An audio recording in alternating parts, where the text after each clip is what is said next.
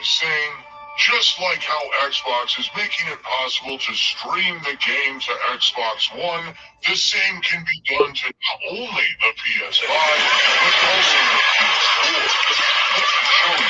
First, you need to make sure you have a good internet connection for the best performance possible, and you will want to use a wired connection if you can, like WAP.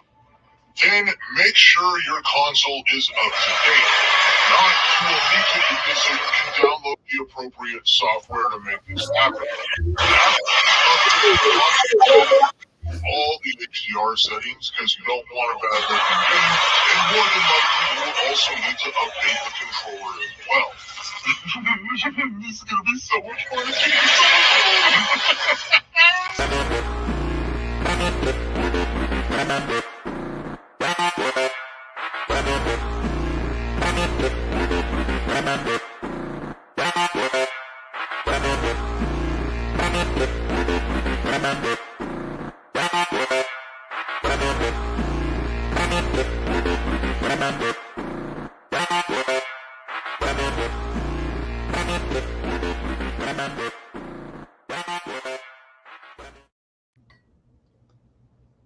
So the time has come, full circle. Isn't it so sweet? This is the show you guys, you haters of the new legal, never wanted to happen. Y'all prayed and prayed for my downfall. Many years you performed donkey rituals. You formed these little sex dolls and you put needles in them and you poked them, trying to get at the new legal. You did whatever you could do. You prayed to your donkey gods. You made myths, theories, and philosophies, and all these other things that absolutely have nothing to do with gaming. Why? Because you donkeys don't game. What y'all like to do is talk about Xbox. And if talking about Xbox was a full-time job, you clowns would be billionaires. But because it's not, and gaming is only halfway talking, you bums stay on Twitter day in and day out. And Twitter is only paying $11 now. Now that you have no games today, you've let yourself down because the new legal has nothing to do with that. I don't buy no damn PlayStation and I don't buy the PlayStation games. So whatever happens to PlayStation, I have nothing to do with it. PlayStation is in its position because of you. You who don't support the PlayStation brand, but claim to support it. I've never been a hypocrite in these gaming streets. You will never see the new legal sound like these other clowns who lied to you guys over and over and over again. See, these same little mascots that y'all put on these pedestals, when they realized that they could play with y'all's emotions, they built empires off you idiots. And they done it for years. Y'all are like a cult. Y'all are like wildebeest. Y'all can't speak gaming for yourselves. That's the difference between us and y'all. We are the mighty 300. We don't need a massive following of people pretending to be gamers. We don't need a massive following of people who are watchers. We don't need a massive following of people who are just listeners. That's not the audience that we want. And that's not the audience that we like. The audience that we prefer is Xbox audience and real gamers audience. People who simply enjoy gaming. And there's only one damn brand out here that is giving people more options than ever before in gaming history. I told y'all over and over again that none of these YouTubers, none of these influencers, none of these centaurs, these half-breeds, these fake double agent neutrals, nobody, these haters, you name them, no supreme donkey on earth can save you because none of them are buying your games. None of them are paying your bills. None of them are feeding you. None of them are employed to you. Y'all sit back and tell the new legal, you're a corporate slave. You're a fanboy. You know why that stuff doesn't bother me? Because I'm an Xbox fan. You can call me whatever you want. It's nothing. That's nothing to me. Corporate slave? When I got all these games to play? Okay. Well, if corporate slave looks bad, then damn it, let me be a corporate slave. Being a fan of Xbox looks bad, then damn it, let me be an Xbox fan. Because the new legal's eating good over here. 10 million strong on Starfield? With all the hate. This ain't no damn Tears of the Kingdom, right? 720p, 22 frames per second with all kinds of excuses. This isn't Spider-Man 2, where the damn story and the character models make no damn sense. And it needs fake lies hope. It needs fake lies hope. That's what it needs. It needs overhyped lies. It's not, Starfield don't need none of that. As a matter of fact, Starfield needs the hate. It needs all the hate because it thrives off the hate.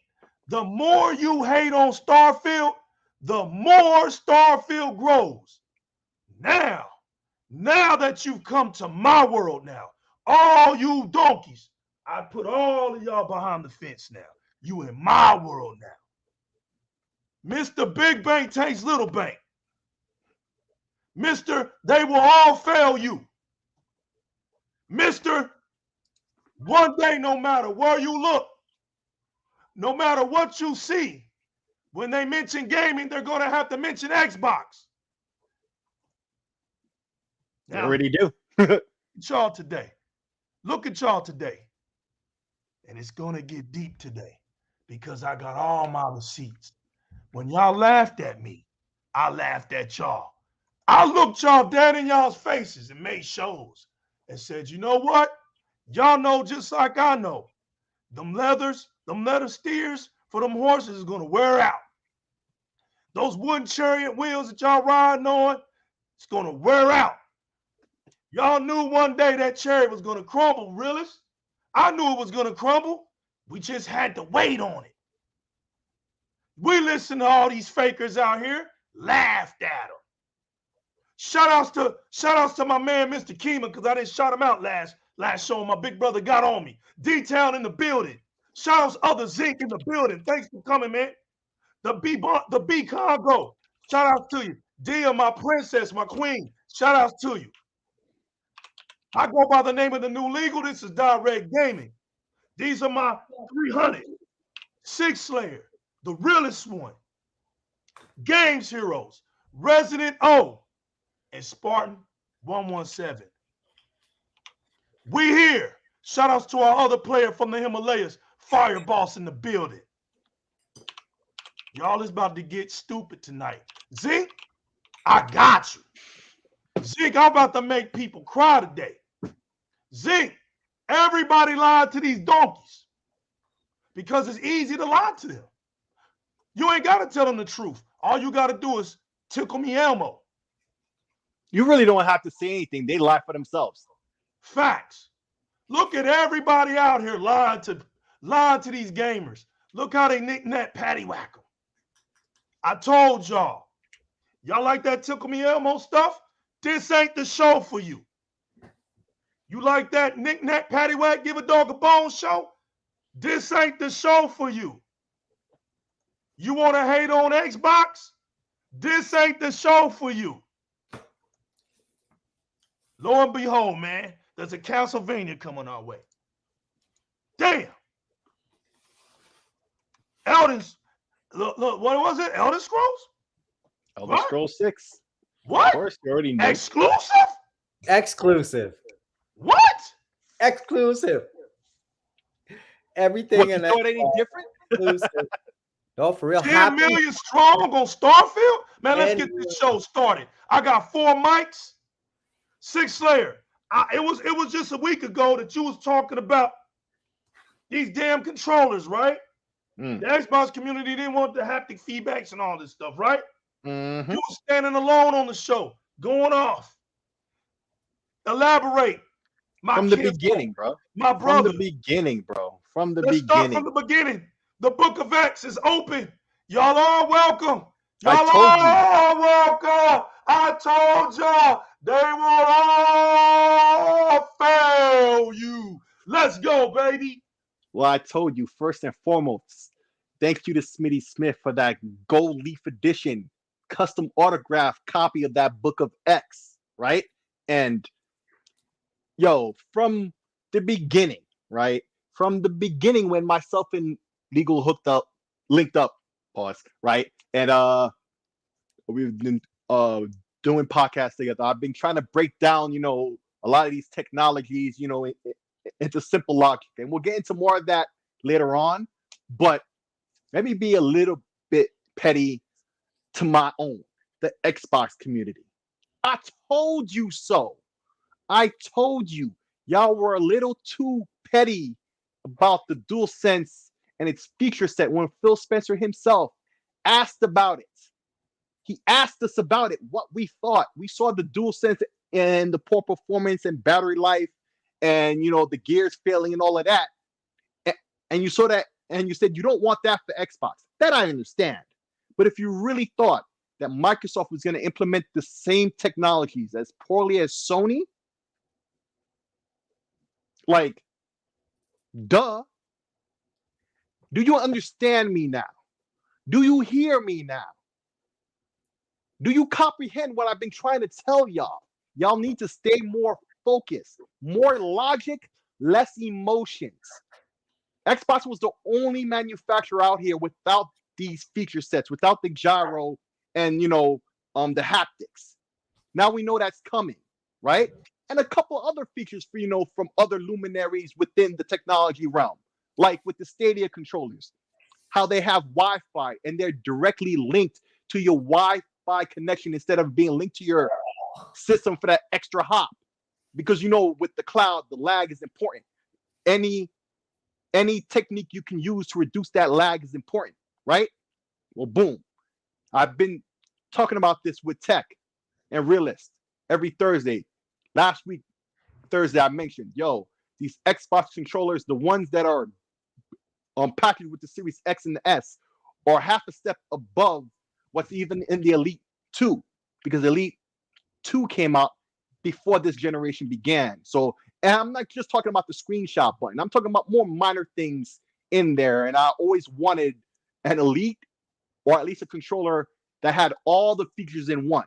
Because while I like all the custom controllers that they have there, and we have Xbox Design Labs and all that to put whatever we want, if the controllers are not the highest end model available, I personally don't want it.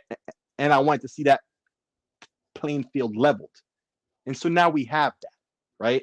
And because of this leak, we know about a couple other things. But before we get into all the talk about the leak, because I wasn't here last week, now it's 10 million sold, right? 30 million on Game Pass, and most of them are paid outright. So it's not that $1 deal or whatever, you know, coping excuse that these ponies love to use. Most people on Game Pass are paid up or on Ultimate. You know, when any Xbox fan is making the point about how much money Game Pass is making, we all lowball it to basic ass Game Pass, not Ultimate, just to make the point. That's how much money Microsoft is making. Now we know for a fact that the majority of us are on Game Pass Ultimate, the top end, and we paid up in advance. Microsoft is making. I can't believe they paid $300 million for Jedi Survivor. Holy crap! Hey man, but see, that's all old emails, so maybe that's what they were asking for at the time. Because look at Baldur's Gate. They got a deal on Baldur's Gate, right? They didn't see it being worth that much. They didn't pay that much, right? And it's okay that it was on PlayStation first. We already see the debacle that's over there. It needed more time in the oven anyway. Did you see Baldur's Gate didn't even chart in the UK? Of course it did. Of course it did. That's a PC head game, and the They were Xbox just capping, community- bro. They were never gonna buy Of that. course, of course. Hey, Redford. Now, Hey, Redford. Xbox How many community- hours? How many hours these ponies have in Baldur's Gate? 2, if they even own And, the game. and don't get me wrong. Don't get me wrong. I have the game. The game is a phenomenal game.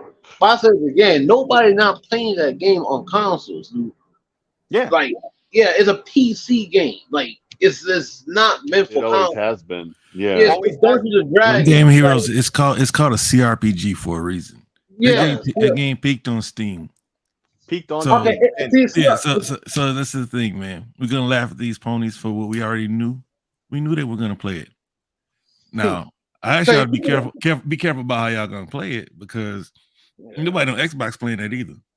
No. Okay. They made another But I game. think more Xbox people will try it than PlayStation will. But If they made another it's game. in Game Pass, the game been a flop ever since it came out. It's just got a long lineage. No doubt. I'm sorry, as far as console is concerned, but on PC it's always flourished. Yes. But really, they made another game. It's one of the best games came out like 3-4 years ago. Division Original Sins 2. Like that game was amazing. Like nobody played that. Man, I have a hard time calling point and click games amazing. Just excuse me. It is an amazing game. CRPG is a computer role playing game. Like games like Pentiment, Disco Elysium, Point and click. yeah, Divinity Original Sin, Planetscape, Baldur's Gate. Like these are not meant for consoles, dude. So they're gonna have Baldur's Gate on iPhone next year. I'm not surprised. No, Gonna be on the I'm Switch not too. surprised. I'm not going to surprise. Of course Now, not. Switch can't run those cutscenes. No, but the Switch, no. The Switch have Divinity Switch Original 2. The Switch 2. No, they have Original Sin 2 on the Switch. Some miracle happened. They burned that shit 60. Well, it's a touchscreen, so at least it would have worked, somewhat better in terms of actually being able to play the game. Yeah, that's Graphics-wise, yeah. But I think the Xbox gamers are more experimental and more willing to try out other games. Now, it would have been a better match if it was on Game Pass. You are right, realist. But even outside of Game Pass, right? Xbox gamers will still buy more copies of Baldur's Gate than PlayStation gamers. And PlayStation had the lead. I guarantee you by the end of the year, if they would have counted up all the sales on Xbox and all the sales on PlayStation, Xbox would have won, clearly. And we all know it. We all know it. We know the type of gamers Xbox are because they're actual gamers. Okay, we have Asian empires. Yeah, but the PlayStation gamers, they're not gonna play that. They just used it for console warring. As soon as the game comes out, we have to. I don't care about BG3. No, I don't care about it. No, tell us. Ain't nobody talking about it. Who cares about it? We talking about it right now. We talking about it, but these ponies don't talk That's about why it. that's why it's irrelevant because y'all talking about a dead subject. Who cares? No, Nobody's talking about it. Too busy melting down. What are y'all talking about it for? Where's your motivation for talking about it for? You see it on Twitter? Nope. Yes, we You do. know articles? Yes, Nope. hey, PlayStation fans use that because they thought it was exclusive. Right. And then once it came out that it was no longer exclusive, Talk to then him. we hear less and less about it. Talk to me. Mm-hmm. But I just, I don't really want to talk about it because it's not going to be a big deal on console. I got it on PC too, but it's a point and click game. It's a point and click game. You got Starfield out there, and then we're thinking that people are going to drop that, or hell, even Spider-Man ain't out to play a point and click game with their controller. It's hard. They use BG3 for PC versus console, right? Cool. All right, cool. They gave it a 97, right? When they found out that it was going on PlayStation, the mass media, along with donkeys, ran straight to Metacritic. Metacritic hadn't even had a score for PlayStation 5 yet. Donkeys were already crowning this game. Then news come out. Hey, you do realize this is a third-party game. It's gonna be on Xbox, right? They closed their ears to y'all. They didn't want to hear that because now you're touching their feelings.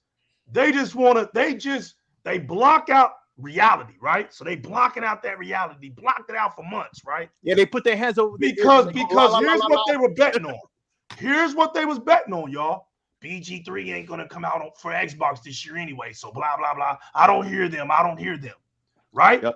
And right before Starfield came out, news comes out that BG3 was coming on Xbox. So right there, their feelings got messed up. So the next best thing they did was go and attack what? Our little brother, Xbox Series S, because of split screen. Now, they revealed how dumb they are because they brought up split screen. They don't play split screen games. They don't even play multiplayer games. So first of all, it's got to make sense. They can't, look, here's the funny part. They yapping, right? But they can't even get a Spider-Man game in co-op, right? But they yapping about a split screen mode that nobody uses. Nobody uses, right? Right when they did that, it was a few days later. Phil, the head developer of BG3, got together and they said, nah, we about to make this thing happen, split screen on the S. And that's when you stop hearing about BG3. The conversation of BG3 faded away because the birth of it was what really said. And it's the playbook to PlayStation theory, right? As long as a game is on PlayStation, we're gonna talk about it. Look at the lies they were told this year. Everybody knows how to lie to donkeys. Have y'all not realized that they don't know how to lie to us? They can't lie to us. They know they'll get their faces chewed off. See what I'm saying? They can't come out here on social media and say dumb shit like, y'all might as well accept Final Fantasy as a first-party game. That sounds like a defeated fan base to me. Somebody that spoke to us like that, that sounds like defeat. That sounds like misery. Accept you know what? Third-party game as your first-party game. But you know why though? But you know why, right? But you know why, right? Because that's in a nice way, Game Shrills, because y'all don't have shit. They didn't have shit. But you know why they do that, right? So last generation, they did that shit last generation, right? So like in 2017, they were claiming Hellblade, Crash Bandicoot, and Nier Automata were first-party games. Xbox has no games, and realized that these games came to Xbox. They always love to hype up these third-party games to justify that their first-party game is lacking. Because outside of Spider-Man this year, it's just not a lot of big games came out this year for PlayStation. So moving on point, last year, yeah, Phil admitted, I admitted too, we didn't have a lot of big AAA games for first-party, but same with PlayStation. But I don't see no articles of doom and gloom situation. So at the end of the day is that they were hyping for Baldur's Gate because they know Spider-Man can't outperform Starfield, so they had to find some third-party game trying to fight against Starfield, and it's Baldur's Gate. But none of them play that thing. I'm not saying Baldur's Gate is a bad game. It's not a bad game. It's a phenomenal game. Like, it's one of the best games I ever played. It's just that nobody playing that game on PlayStation. So, Yeah. so look. So if you want to start counting, I'll say this again. The narrative was Xbox has no games, right? We're not talking about third party. We're talking about first party. Lack of quote unquote first party. That's the first goalpost. Then when Xbox has first party, line of defense. Yeah, the one that Xbox have first party, they switch the goalpost. No, it got to be AAA. It doesn't matter if you can hype up games like Ori or Bleeding Edge or Pentiment, Grounded, or that. It got to be AAA. Fine, all right. So that's what they do. But see, now the goalposts always shift to Sony if they don't have any games coming out this year. So if you want to count third party, I have no problem counting third party. That means that Xbox has games. So can I count Stalker 2 as a first party game? It technically is not a first party game. Can I count Ark 2? Can I count some of these indie games? Like, remember last year, what was the game called? Hi-Fi Rush. High Life. That was exclusive for Xbox. Yep. Can we count that? Because what's the difference between High and Life than Final Fantasy? They're not owned by Microsoft and Sony. So it's just Game that. Heroes, well, Game Heroes, if PlayStation fans counted the 2 Bethesda games, right, that they got exclusive. Yeah, they counted the 2 Bethesda games. Yep. Even though Microsoft already owned the company by the time the games were released, we get to call those games that we had exclusive up until they got like High on Life. They just got High on Life, right? Yeah. They got that a year later. But the whole time we got to count it, right? It's the same. And say, remember last year, there was, like after Horizon, it was a big drought of PlayStation games. Right. There was capping of 2 games, and don't believe it not. Now, Sifu and Stray, it was capping for that. Yep. Oh, we got Stray and this. So if you count Stray as a so-called exclusive, because it's not exclusive. Man, if they count straight, I'm counting Pentiment. Yeah. But see, Pentiment, but Pentiment is a banger. But really, Pentiment is a first-party game. Stray is a multiplayer. It's on Xbox. Yeah, Stray on Xbox. They should have thrown it in Game Pass. And it should be on Game Pass. No, it's not worth the Game Pass. Like, okay, for us, because it doesn't cost us anything, but it costs Microsoft to put Stray on Game Pass, and Stray is not deserving of that money that Microsoft has to spend. But according to articles, but Stray was one of the most best-selling games this year for Xbox. I don't care what the press says, man. We already know. Was? Yeah, when it first came out, it were like ranked number 2 in the past like 4 weeks. So people actually bought the game. How much was that? It's like it's real quick, man. It's like y'all don't understand how these game rankings ratings work, right? The first week it comes out, it better chart somewhere. Yeah, because that means you have games that have been out for months or over a year that are still there, and that's on like 15,000 units a week. Right. So these new games better chart somewhere. No, I just proved my point. The hypocrisy of this industry. Like, if you really want to count Final Fantasy as a first-party game, then I could count StarCraft 2. If you want to hype it up Stray, I could hype it up Somerville. Or I could hype up some of these third-party indie games that Microsoft had last year. And so I really mean this, right? Next year we have Tyrabone. That's a good, that's a first-party game. Aura from PC. Hellblade 2 is coming out, and a Valve, right? Mm-hmm. And so PlayStation only have Helldivers 2, and that's it. Yeah, you can call MLB The Show. That's an annual baseball game. Also they have the rolling game from Team Ninja and Stellar Blade. I don't really count. So are those coming out next year? Yeah. The Team Ninja game coming out next year. I don't know what Stellar Blade. There's another game coming out next year, and you guys, I told Legal this. If you actually pay attention on the garbage showcase they had, there's another game as a service game. It's called Concord. Now I don't know what is that. Nobody knows, but it's coming out next year. So who's making Concord? Fire Sprite, the studio they actually bought. Buns. So this is what I'm saying. Buns. Yeah, I know. We know it's going to be buns, but this is what I'm saying, right? If you're telling me that Xbox needs games and lack of games and stuff, next year is very spooky than PlayStation. And I said it again. Even JyzalGamingTV said. I said it too. If Horizon, God of War, and what's the other game name? Horizon GT7, right?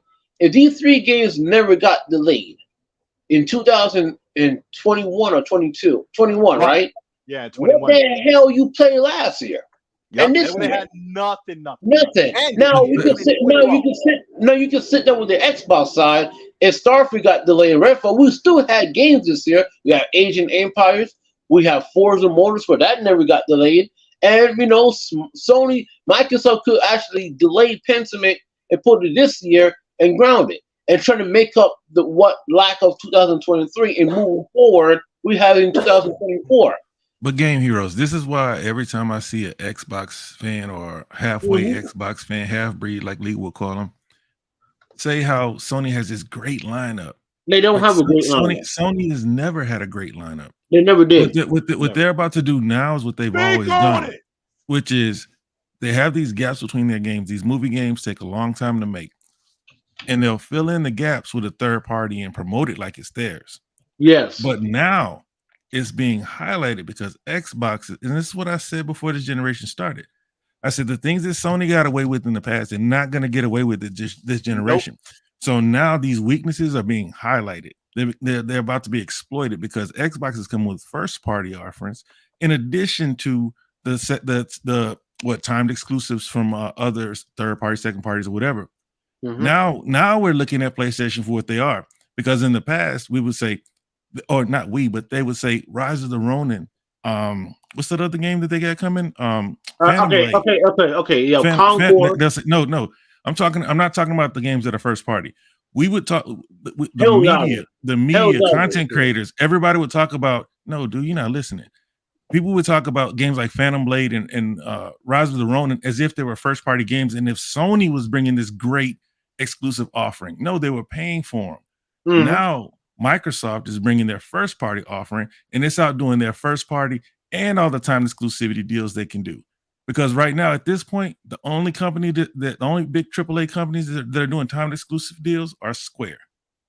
And from the looks of things, that's about to change. They're about to change. So really? maybe they move on to Team Ninja. We'll see.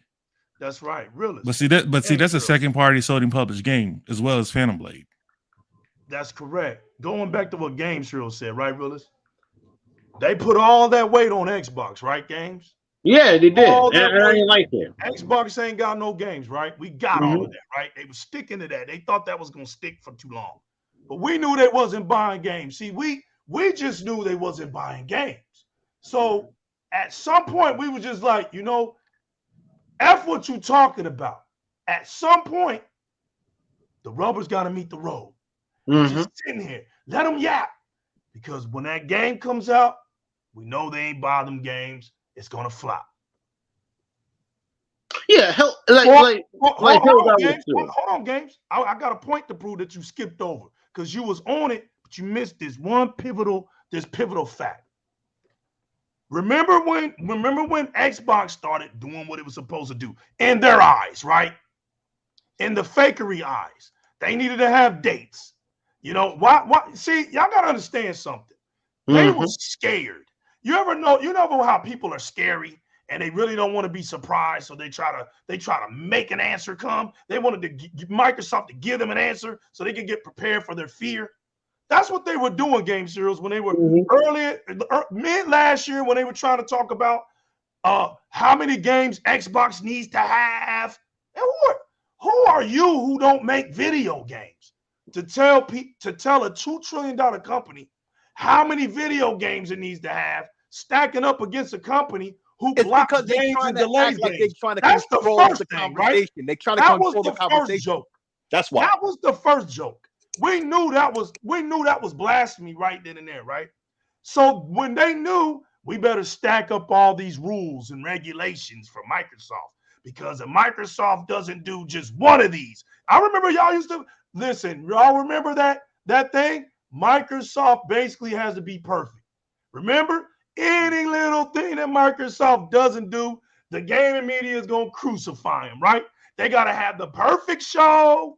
They got to have the perfect games. Nothing can happen, right? Now, watch how I'm going to come back to this. When they got questioned, Game Heroes, you want to know what they said? Oh, but PlayStation's always had great games. So if they don't do good, they get a pass. Says who? Look. If y'all want us to accept that opinion, then why do y'all fight so hard for Metacritic to be your stone and staple? You see where I'm getting at this, Game Heroes? They wanted to tell us, realists, that listen, if PlayStation has a bad year, slap them on the hand, because they make great games all the time. It's Xbox who needs to make the games. We're looking at them. Now look, but my eyes tell me this. Nintendo's making the same damn games over and over and over and over and over and over again, right? I have a Switch. You know how the industry is sensitive when you talk about a console. You must have it, right? All right. Well, I have a Switch, right? And I'm tired of buying Mario games, right? Because that's all Nintendo gives me. Y'all give Nintendo a pass because you use Nintendo to pawn for Xbox. Y'all ain't caring about no grown ass people in the United States of America is caring about them little kitty games. We already know that because y'all aren't playing half of those Japanese games. Y'all ain't playing half of those Japanese JRPGs on the Switch. So let's stop pretending. All right, let's stop pretending. Nobody's capping for that 720p handheld, right? With no competitors, but it's about to that I've been praying for. See, I want Nintendo to have a competitor because Nintendo's not doing it for me anymore. It's time for Nintendo to stop being lazy, right? They're lazy. It's time to step your game up, Nintendo. And now all you pawn holders for Nintendo, now it's going to be your turn to start crying because competition is coming for Nintendo.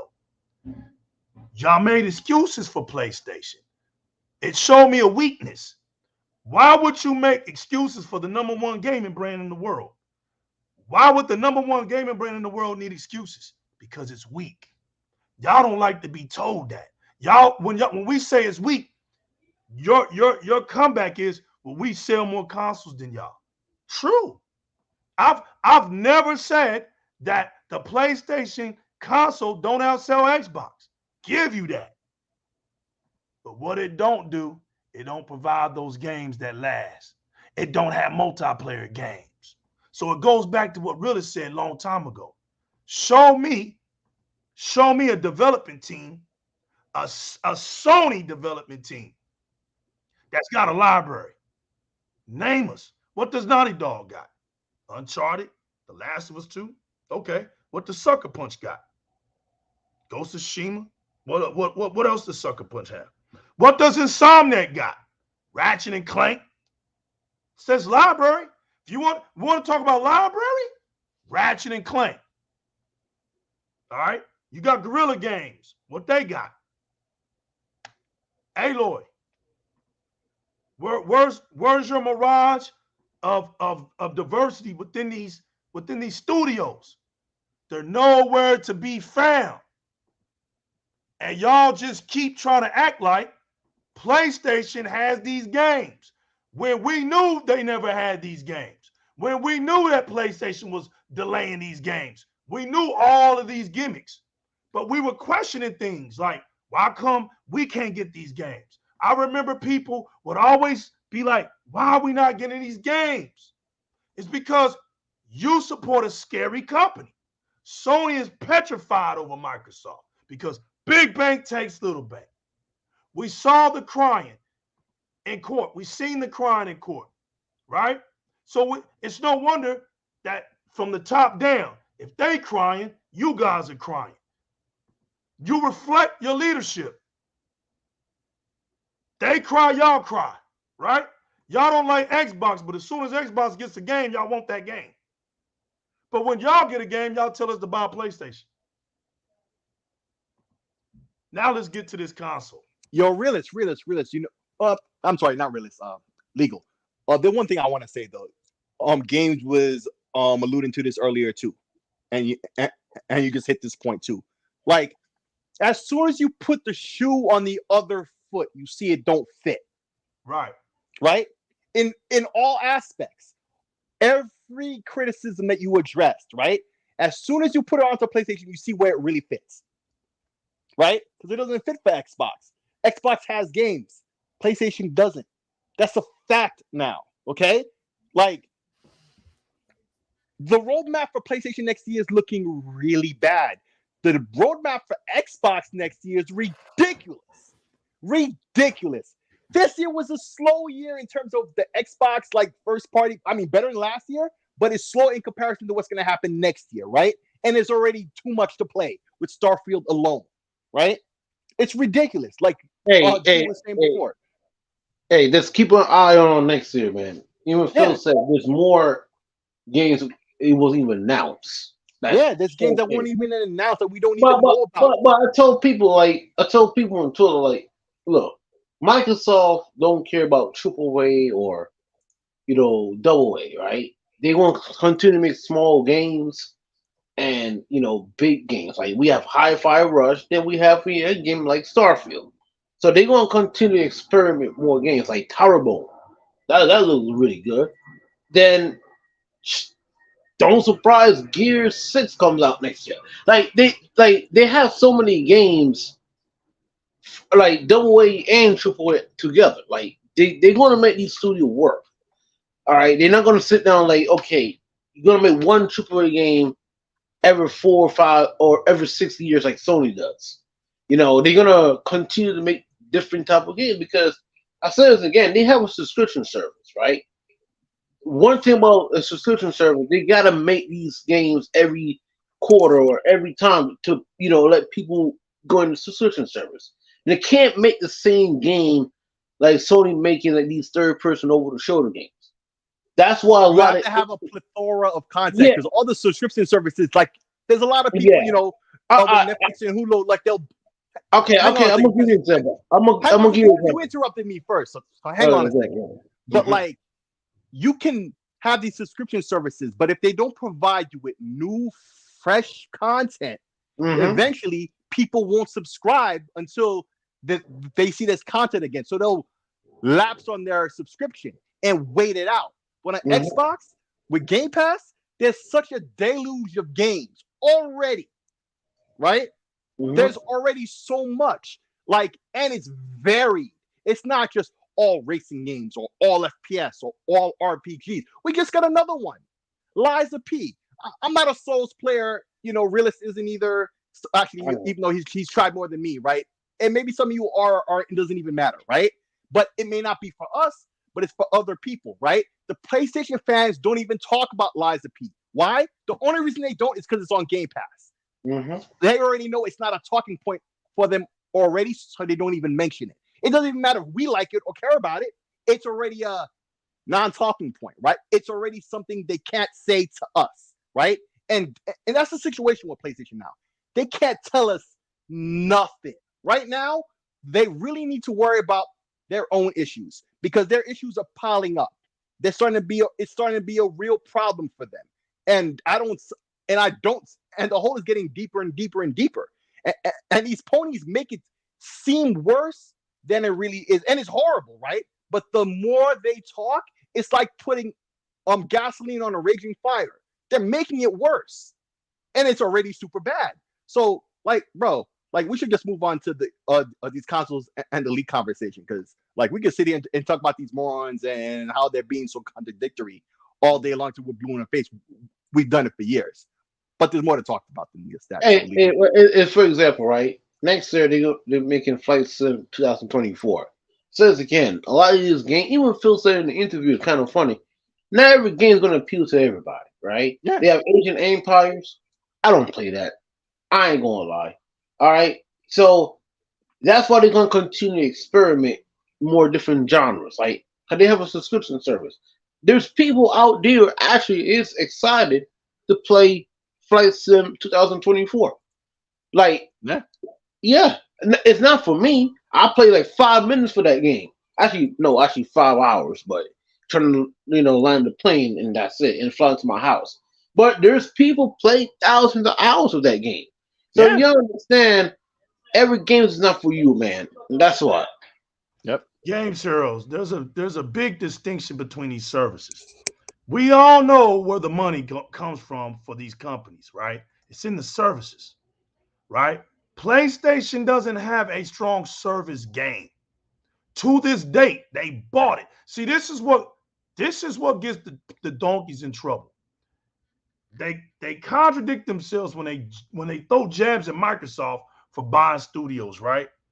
But what was their main reason for buying Bungie? To have a service game, to have a multiplayer game. That's why they bought it, so they could build a multiplayer infrastructure in the future, right? So why are we seeing these foam stars and all of this? Because that's where the money is at. And donkeys are going to fail that game too. But here's the funny part. Game Pass, a report just came out that Game Pass is $2 billion plus now. $2 billion plus now in revenue. You want to know how much revenue PlayStation Plus does? Around 700 million. 750 million. It's not even close. That's still good considering they don't offer their customers anything. It's not even close. That's great. That's but realist, when you look considering they're offering them backwards compatible through streaming and no day one games, that is damn good, man. If you can get away with that, but realist, watch this. But realist, watch they this. Need that money. You're talking about something that's been stagnated for years. I showed that chart before, right? 5 years ago, they hit 47 million. Right?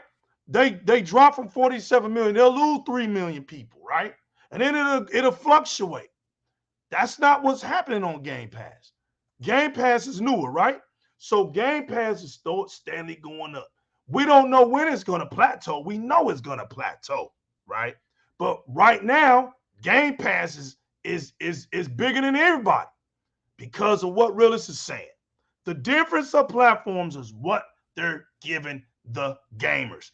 That in itself is a war. That's a service war. That's a true service war. Anybody that comes out and says, listen, man, you get day and date games on Game Pass. If that hurts your feelings, you need to get out of gaming. Because there is a such thing as telling people the truth. All this and legal, real quick, legal.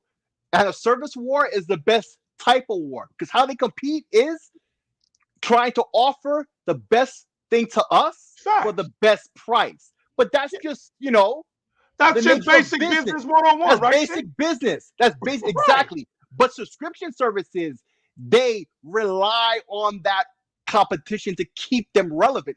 It's what I said before.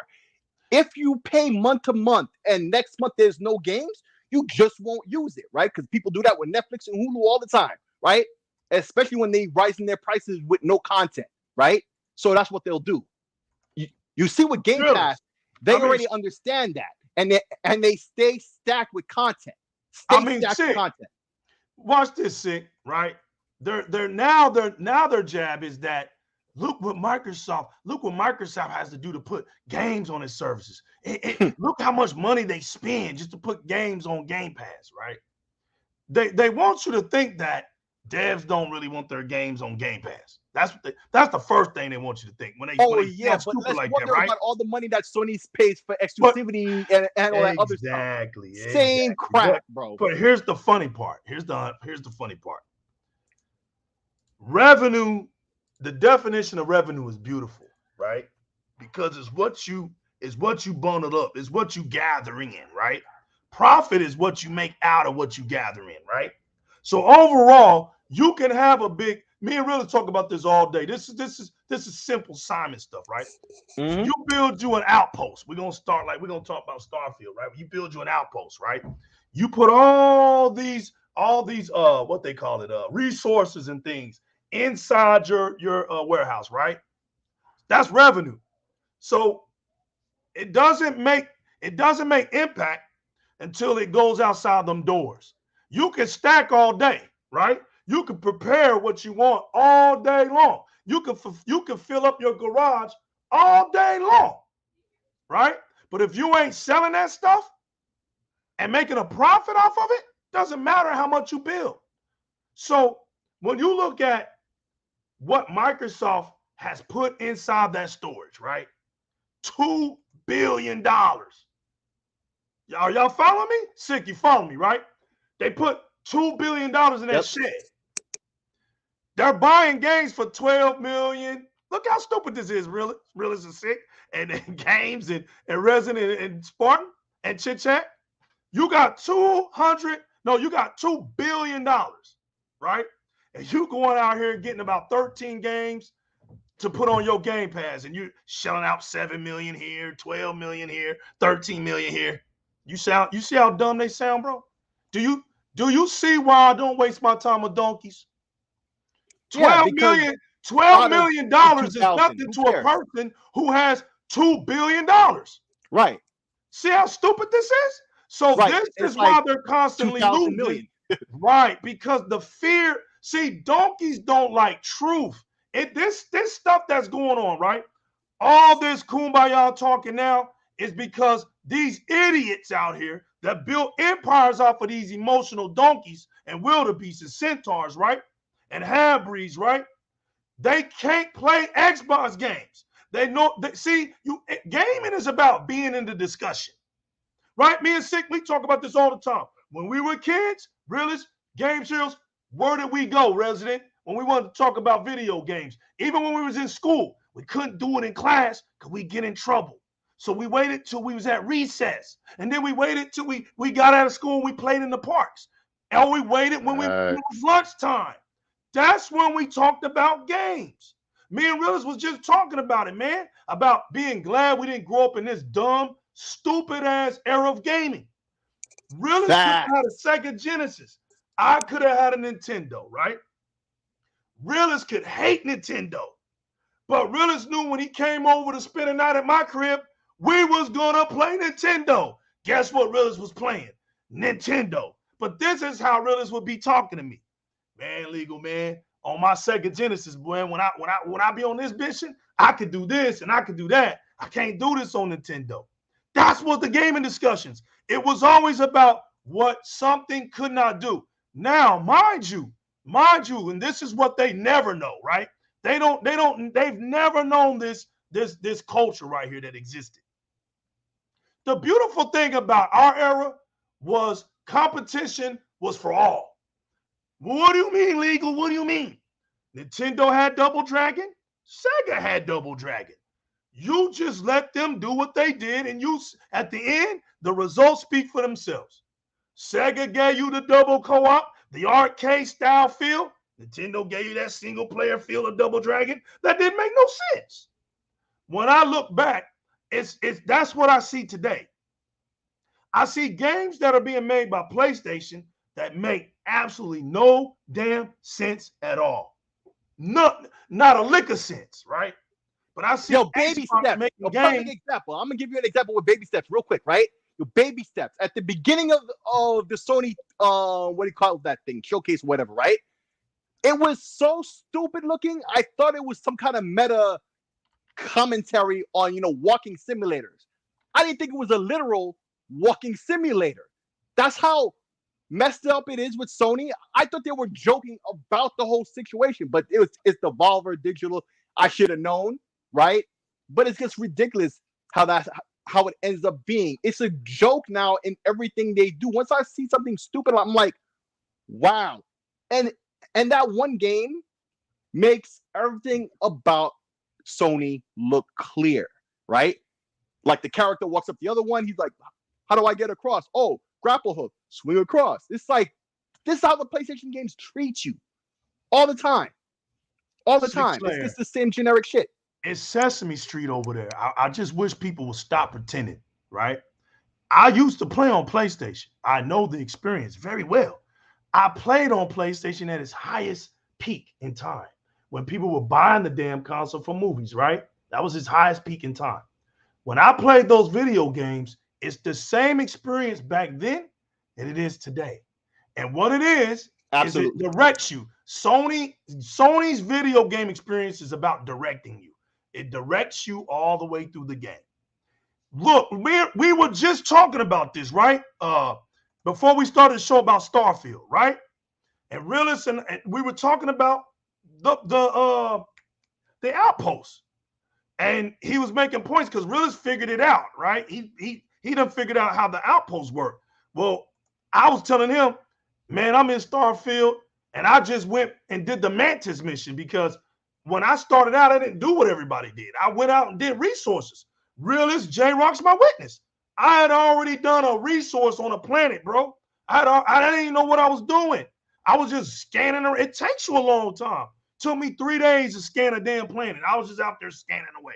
I really didn't know what I was doing. But now it benefited me because I'm building an outpost. If you don't get resources, you don't have an outpost. So all these people that went out here and want to play Star Wars and all this other stuff, they're finding out, damn, I got to turn around. There's something I got to do. You know what I'm saying? There's something I got to do. I went out and went to planets I had no idea about. I was getting my ass froze up. I had to run back into my ship. I was learning things. But when I went out, I started messing around with those pirates. Started killing some pirates. I got this powerful shotgun off of Jennison. Just walking around. There was people on Jennison. There's people with ships on Jennison. I don't know how many people. When I was watching people play Star from the beginning, nobody was showing people on Jennison because they were just rushing the game. I killed this dude. He had this powerful shotgun. I still have it today. When I do raids, I whip it out. Bam, bam, they done. I don't know how. I don't know why it's so powerful, but I got it. And listen, I had people help me get that suit, and I was off to the races because I had that shotgun, and I had like 200 some shells right off the bat with it. It was crazy. So I'm sitting around here doing these missions, and then I come to find out I just did the drug deal mission, right? And that one undercover mission.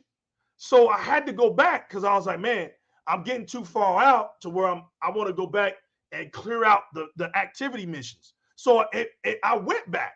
So that's why now it's paying off because it's a walk in the park for me right now. I done got the mantis suit, everything, but I got these powerful guns. It's the same thing with me. I just met my parents, but apparently if you do the kid stuff trait, right, which I did, right, got the parents, like I've done a bunch of stuff. I finally decided, okay, fine, I'm going to meet them. Come to find out, you get a couple items from them, but you don't get the items immediately. If you meet them immediately, because they're on Jameson as well, right? So if you meet them immediately, you meet them, blah, blah, blah, you talk, blah, blah, blah, right? You do a couple missions, or they want to speak to you. You get item A. Right. You do a couple more missions. They holler at you, or they come to the lodge. Oh, here's item B. You do some more, then comes item C. But I was just like you. I was doing all types of stuff. I never went to meet them. I never went to meet them, right? So now I finally say, okay, I'm going to go meet them, right? I go meet them. You have that first conversation, right? It takes a while, blah, blah, blah. Right. They catch up. And then, if you play games like this before, you talk to the character one more time to be sure they said everything they're going to say to you, right? And then all of a sudden, my pops is like, yo, here's this. I'm not going to spoil it. Yo, here's this, right? I talk to moms again. Yo, here's this. I talk to my pop again. Oh, here's this. I'd already did enough missions to qualify for all three things, but never touched it until I went to see them, and now I get all three. Been put into work. And see, we could tell stories about Starfield all day, and that's the point. See, we have a game that we're playing for more than just the week it came out, and all of a sudden we're back to not having nothing to play, right? And even if we didn't have Starfield to play, we have countless other games to play. But that's what it is on the Xbox side, and it's always been like this. Meanwhile, on PlayStation, like when Spider-Man comes out, it's a week and that's it. That's it. It's dry. We already know 35 hours. Right. Knocking that. And none of us is saying the Spider-Man game is going to be a bad game. We never said that about Spider-Man. Nobody here has said that, right? And I know you're a Spider-Man fan in particular, right? You read the comics all that. I only read Spider-Man in 2099, and then I know the cartoons, right? But like, I know that's going to be a cool game, but it's still not what it could have been, right? There's two Spider-Men, but there's no co-op. They don't even got the whole city. All these other things we've talked about, right? But we know it's cool. But meanwhile, the PlayStation dudes and all these fake motherfuckers out here want to talk about Halo. But hey, Spartan, yo, I just heard there was an update for Halo today. More content than ever, right? Except meanwhile, you got the Halo content creators, right? Ain't got nothing to say because everybody just playing the multiplayer. Oh, there's this leak about Xbox and blah, blah, blah. What was it? Halo on the list. Halo has so much content in terms of the multiplayer now. Most of the people who are complaining about it, they sitting there playing it now. They're not complaining about Halo. The only people who are complaining about Halo are the Halo content creators who just have nothing to talk about, so they salty, so they want to make stuff up and complain about it now. That's all they've been doing. They've been there for years. Yo, Game Shield's from New York, right? So how do you think he feel, right? If he plays Spider-Man and Spider-Man can't sit on top of the Statue of Liberty's head. How you think he feel? Yes. How you think he feel? You see what I'm saying? How do you make a New York game and Spider-Man can't touch the Statue of Liberty?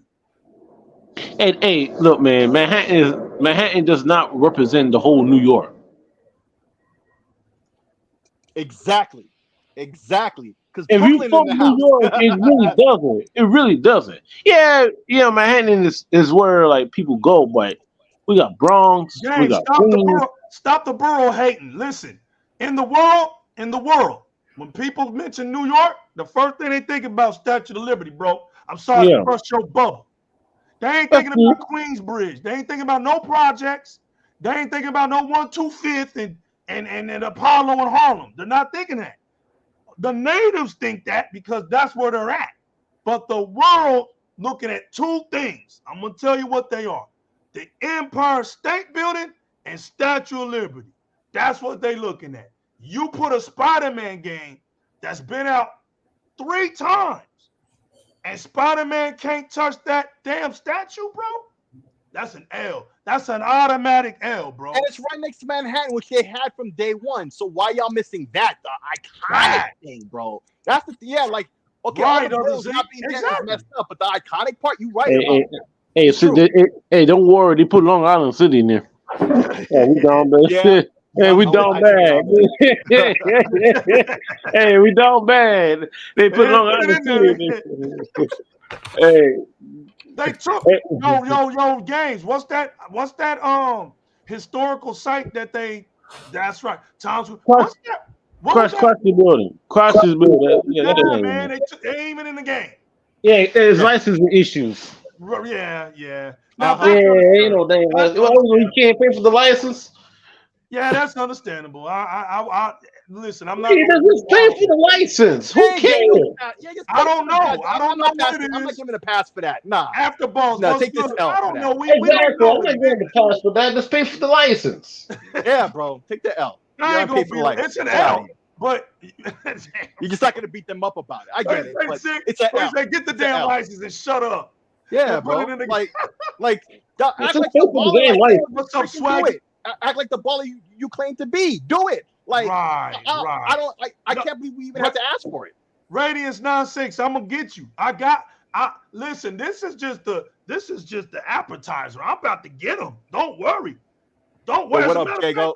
As a matter of fact, you know how you lick your finger to flip the page. Let me flip this page real quick. Okay. So the main topic of discussion, right, Sick, is this new Xbox, right? That has finally came to other thing I told y'all about. Gyro 6. Our day is upon us. X-Beast, your day is upon you. So let's roll the tape back. Shouts to my man Old School G and Blue. Those two heavyweight champions right there that showed everybody that the Xbox One was a cloud-based beta test console. It wasn't meant to sell its butt off. It was a beta tester. Shouts to them who told us early on, and people laughed at them, right? Now, let's go back to 2013. When you bought your Xbox One, right? And Resident O and Spark 117, and you went right into your community. Now, Sick, I want you to help me with the Stadia, right? I want you to help me after I get through saying this, right? On how beautiful the Stadia was, right? Because it used that cloud, right? So when we turned on that Xbox One, right, and we went into our community, you instantly saw what people were playing at the same moment of time they were playing it. It was almost as if Mixer was right in front of your face in the community. If I went to the community and I saw 6 of us there, I could see all 5 of y'all playing the game that y'all are playing in 6-layer in real time. Yes, I've never ever had a console like that in my life. You know, listen. You can make fun of Xbox all you want. Here's one thing that I know about Xbox: it's not a scary console. Your PlayStation is scary. Your Nintendo console is scared. It's scared. They don't want to change because they know Y'all aren't the gamers to change. This is why Sony's in a bad situation. It's you guys. It's you donkeys. Y'all don't know how to play anything outside of what your comfort zone is. So they can't come up with no game to be great. They're trying to figure out how they can keep you. They're scared. They're like, well, we want to. You hear Neil Druckmann? I'm tired of making these same ass hold your hand games. Yo, He it's sent my simple direct on the line. Xbox though. You I turn it couldn't on, believe it gives it. your friends to you right Right. there. He It tells you what your sent friends my are doing. quote bar for bar. Mhm. These hold your hand, soap opera, cinematic, I Love Lucy, Mr. Egg games. You know what I'm saying? Give them a bow and arrow and a horsey and ride around and craft. If you give them a gun, it's over the shoulder, shoot them up. Come on, man. Like, y'all don't know how to play nothing else but Call of Duty. Now y'all don't even talk about Call of Duty. Goes back to what Willis was saying. Anytime any one of them games got Xbox associated with it, y'all burn it at the stake. Y'all don't have, we ain't heard y'all talk about Modern Warfare at all this year. Y'all are quiet. What happened? Call of Duty was your saving grace. Y'all used to eat y'all's meals at the food table and make a prayer about Call of Duty. But you're gonna capture at the end of your prayer, y'all used to say, in the name of Call of Duty, amen, and eat your food at night before you went to bed. Now y'all don't want to have nothing to do with Call of Duty because it's Xbox now, right? Mhm. So now, y'all mad at Call of Duty. Y'all are mad at y'all are mad at Nintendo right now. If some of y'all out here on Twitter today, if Mario goes on Xbox, I ain't buying another Nintendo anymore. Well, you won't be buying a Nintendo. You'll be buying a Microsoft. Duh. God, they stupid, man. They ain't buying it. Nintendo don't need your sales. You're not enough. They run the east side of this world. They ain't caring about your west side tears, homie. Don't buy a Nintendo and see what happens. Nintendo's still going. Yep. The console space can only reach 300 million. It's only going to be in the realm of 300 million. Ain't nobody buying no more consoles. It's the same people. But the only thing that it can do is flip-flop. Hey, an exodus can occur. Now, there's one that can make these changes. There's one that's right, Jago. The Walking Dead Sims. Facts. Fact. Everybody knows this. We're not hating. See, this is what when they hear you say that, Jago 6, they get mad. They start calling you names. Bro, it's just the truth. But they do it all day long and like it's nothing. You know, but we do it, it's a problem. Sick. You can line up 666 donkeys, and I'll look them all in their face and say, y'all play Walking Dead Sim games. Yep. And I wouldn't even have a smirk on my face. This is truth. Yeah. You know what I'm saying? This is y'all experiences. And at some point, I don't know how they would think that a dev would get tired of giving them that. They look over here at Xbox and they see Xbox, we got Starfield, which was enough, Realist. Which was enough Spartan, which was enough Resident Zero. They told us it wasn't enough. And now it's everything. Starfield is everything. Gamers around the world, and guess what? The gaming, I gotta stop saying the gaming industry. I gotta stop saying that because the gaming industry is good. The gaming industry is good. There's nothing wrong with the gaming industry. It's the press. It's the gaming, right, sick. It's the gaming media outlets that most of them, once they learned how to play y'all's feelings, all of them became a joke. The culture of gaming, they don't feed off of that. It's about who can make the dumbest article and then they copy and paste off each other. We see it every single day. Then you got the YouTubers who figured it out too. Well, let's just talk about what they talk about and let's just repeat what they say. And so we created, not we, but I'm including because we're in it, right? So we got this community of feelings inside of gaming now to get to so-called gamers who don't really game. See? They talk a lot. So the reason why they talk a lot, gamers, It's because they don't play games and they listen to these YouTubers who don't play games. Yep.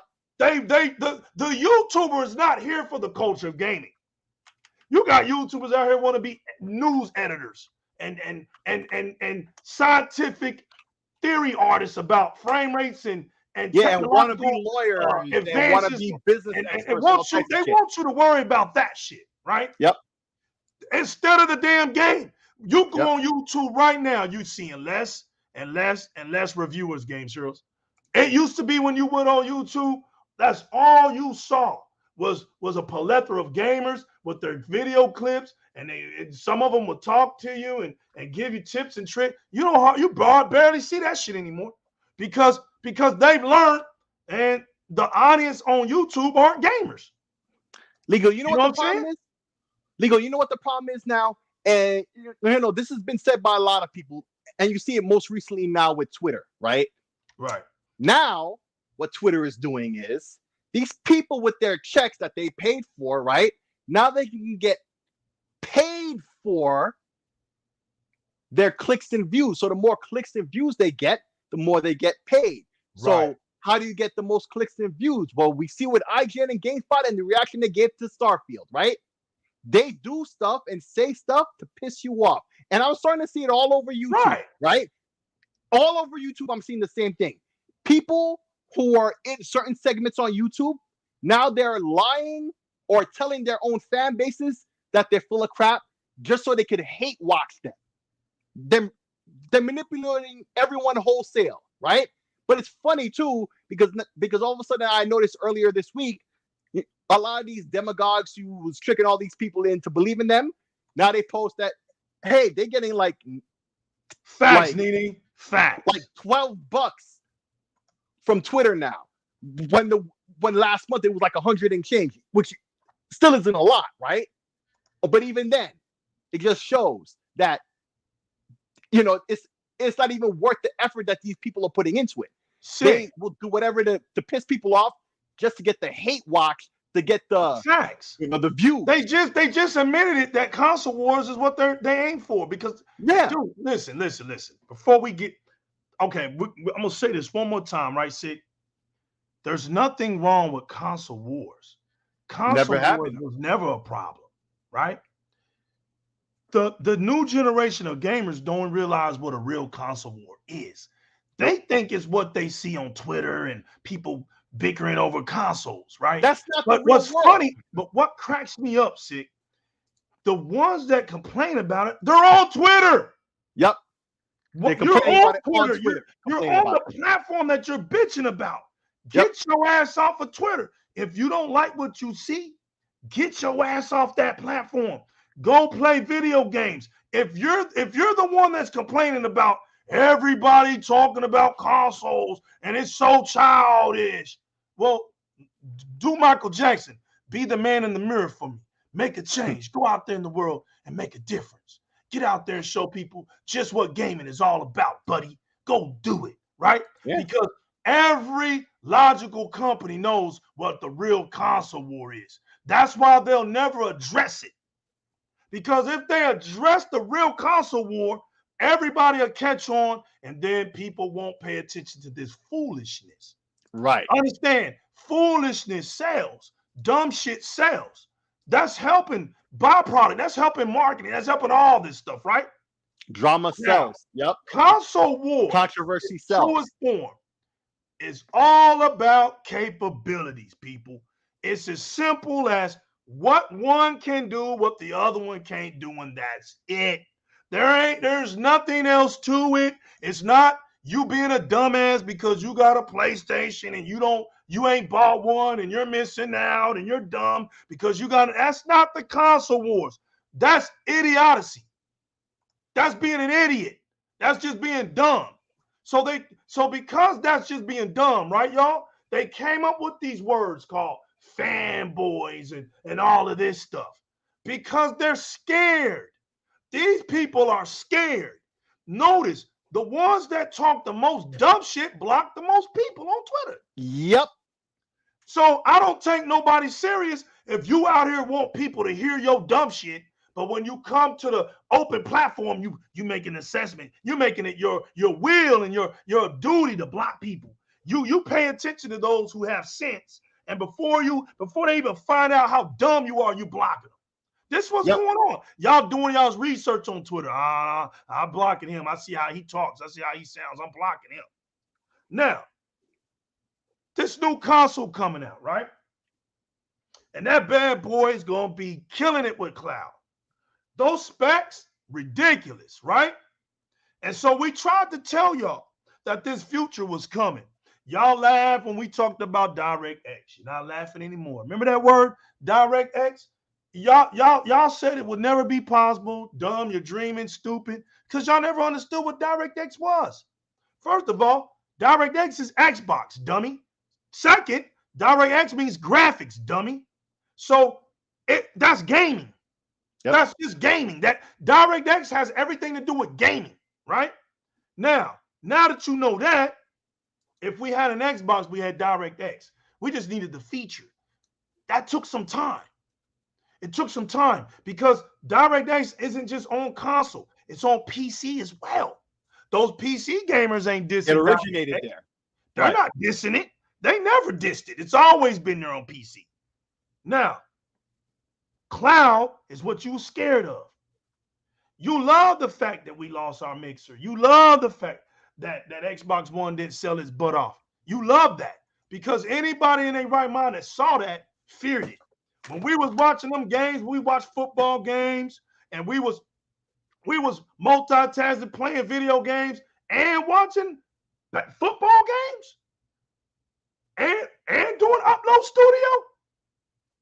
The PlayStation can never do anything like that. It'll blow up. The PlayStation is hot on default.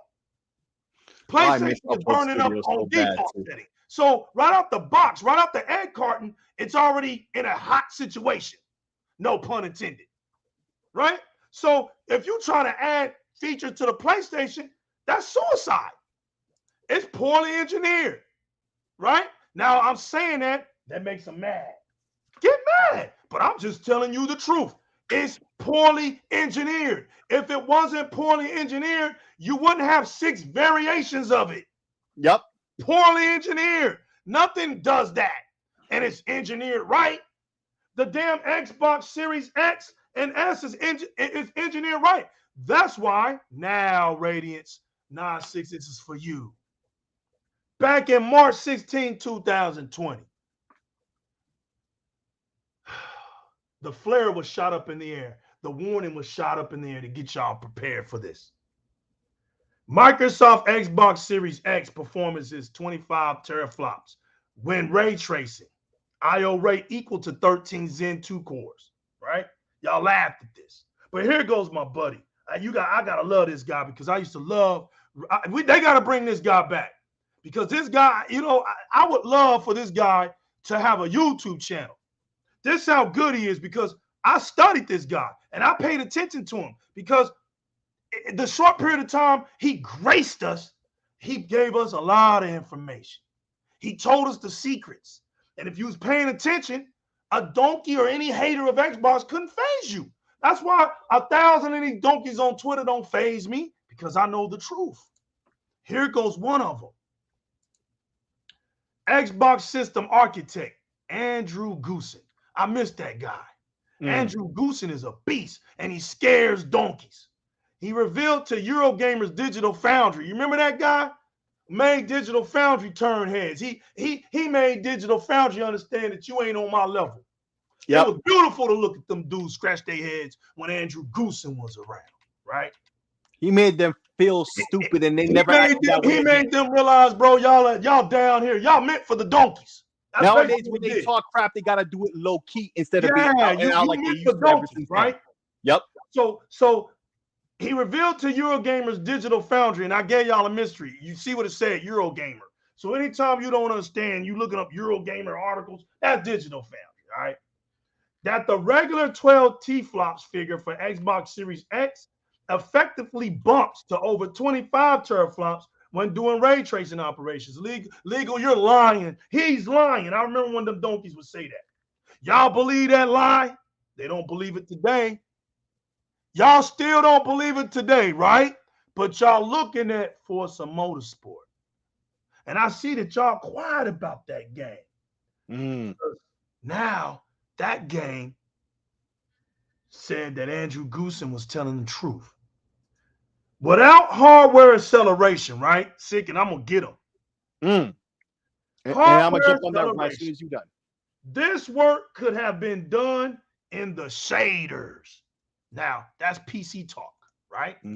That's where I was telling people, yes, any of this stuff is possible with hardware. But everybody knows hardware is limited, right? So you're only going to go so far before the latency god comes out of the clouds and says, what are you doing? You're tinkering. You can't have, see, with PC, you cannot have your cake and ice cream. You have to make a decision. But in software, you don't. Software says you can have whatever you want. So he says, this could have been done in the shaders, but we would have had consumed over 13 T-flops alone, which would have made the Xbox Series X obsolete. Yep. Notice if you was paying attention to that, it only takes one other extra T-flop to make this possible. So if they really wanted to do this just with the mesh shaders, right, they could have made it a 14 teraflop console. And then you're locked, and you can't do no more than that. You're locked. But he said, but for the Xbox Series X, this work was offloaded until what? Sick. This word that I'm about to say is foreign to PlayStation. It's mythological to donkeys. They don't understand this word that I'm about to say. It's called dedicated hardware. It's that simple. There's not a PlayStation console ever made that's ever. The only PlayStation that's got dedicated hardware is in their dreams. Right? And the shader can continue to run in parallel with what? Full performance. I love Andrew Goosen. This is good stuff, people, right? Well, watch this. In other words, Series X can effectively tap the equivalent of well over 25 T-flops of performance while ray tracing. And I'm going to give you a real world example of that happening. Wait, sick, because I don't want to get you upset. You're my PC guy too, but I ain't jabbing at PC people. Oh, no. Watch this, sick. Watch this. The Xbox, because to all you people in the PC world that attack Xbox fans on Twitter, this is for you. The Xbox Series X goes even further than the PC standard in offering more power and flexibility to developers. Did y'all hear that? In grand console tradition, we also support Di-RRec to the Metal programming, including support for offline BVH construction and optimizations. Watch this. With these building blocks, we expect ray tracing to be an area of incredible visuals and great innovation by developers over the course of the console's lifetime. So guess what? Guess what, Zink? We had to wait. See? And that's what I'm going to give you an example right now. This is what I was about to say, right? Because the conversation has been that, a lot of people were like, ray tracing? That's kind of heavy, man. I'd rather that 60 frames per second.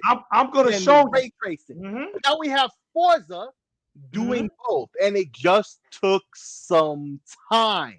Not that they left the last generation behind. I'm going to speak culture. Sick. I'm a console owner, right? I use my PC for content creation, right? But I can also use my PC for cloud, right? But my heart has always been console, right? That's where I sit. Now, I do know the culture of PC. I do understand the language, right?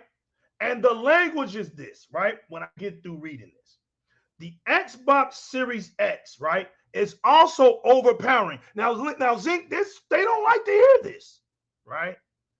You got a diehard PC fan. He's not listening to me right now. It's bothering his spirit. Of course, I'm telling y'all right now, the new legal spoke these things on his shows long time ago to get y'all prepared for what y'all seeing now. And I quoted Andrew Goosen back then, right? Because now all the donkeys are in my playpen. They're in my playpen for being fake with them, for being fake. but they're obvious. Right, Resident? They in my play man, game. legally. They don't bother me. Yo, Resident, I feed these donkeys carrots every day.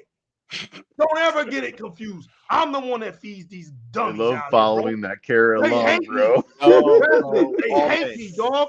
They got me in there. They got me in their Facebook groups and all that talk. They put up my posts and laugh and giggle. I feed these dudes, bro. Don't ever get it twisted, right? They What front happens, on right? Twitter. They get pie on their face, right, bro? Oh yeah, bro. They get nothing but pies. Watch this, yo. Watch this. The Xbox Series S is also overpowering in terms of I/O rate, thanks to the brand new DirectX extension direct storage. Watch this. According to Goosen, it will take a PC with 13 Zen 2 cores to match the full I/O rate of a new console. Did y'all? I don't think y'all heard me, and I ain't gonna repeat it. Cause y'all watch this. It's better that y'all see it when it comes, because now it's coming. Now watch this.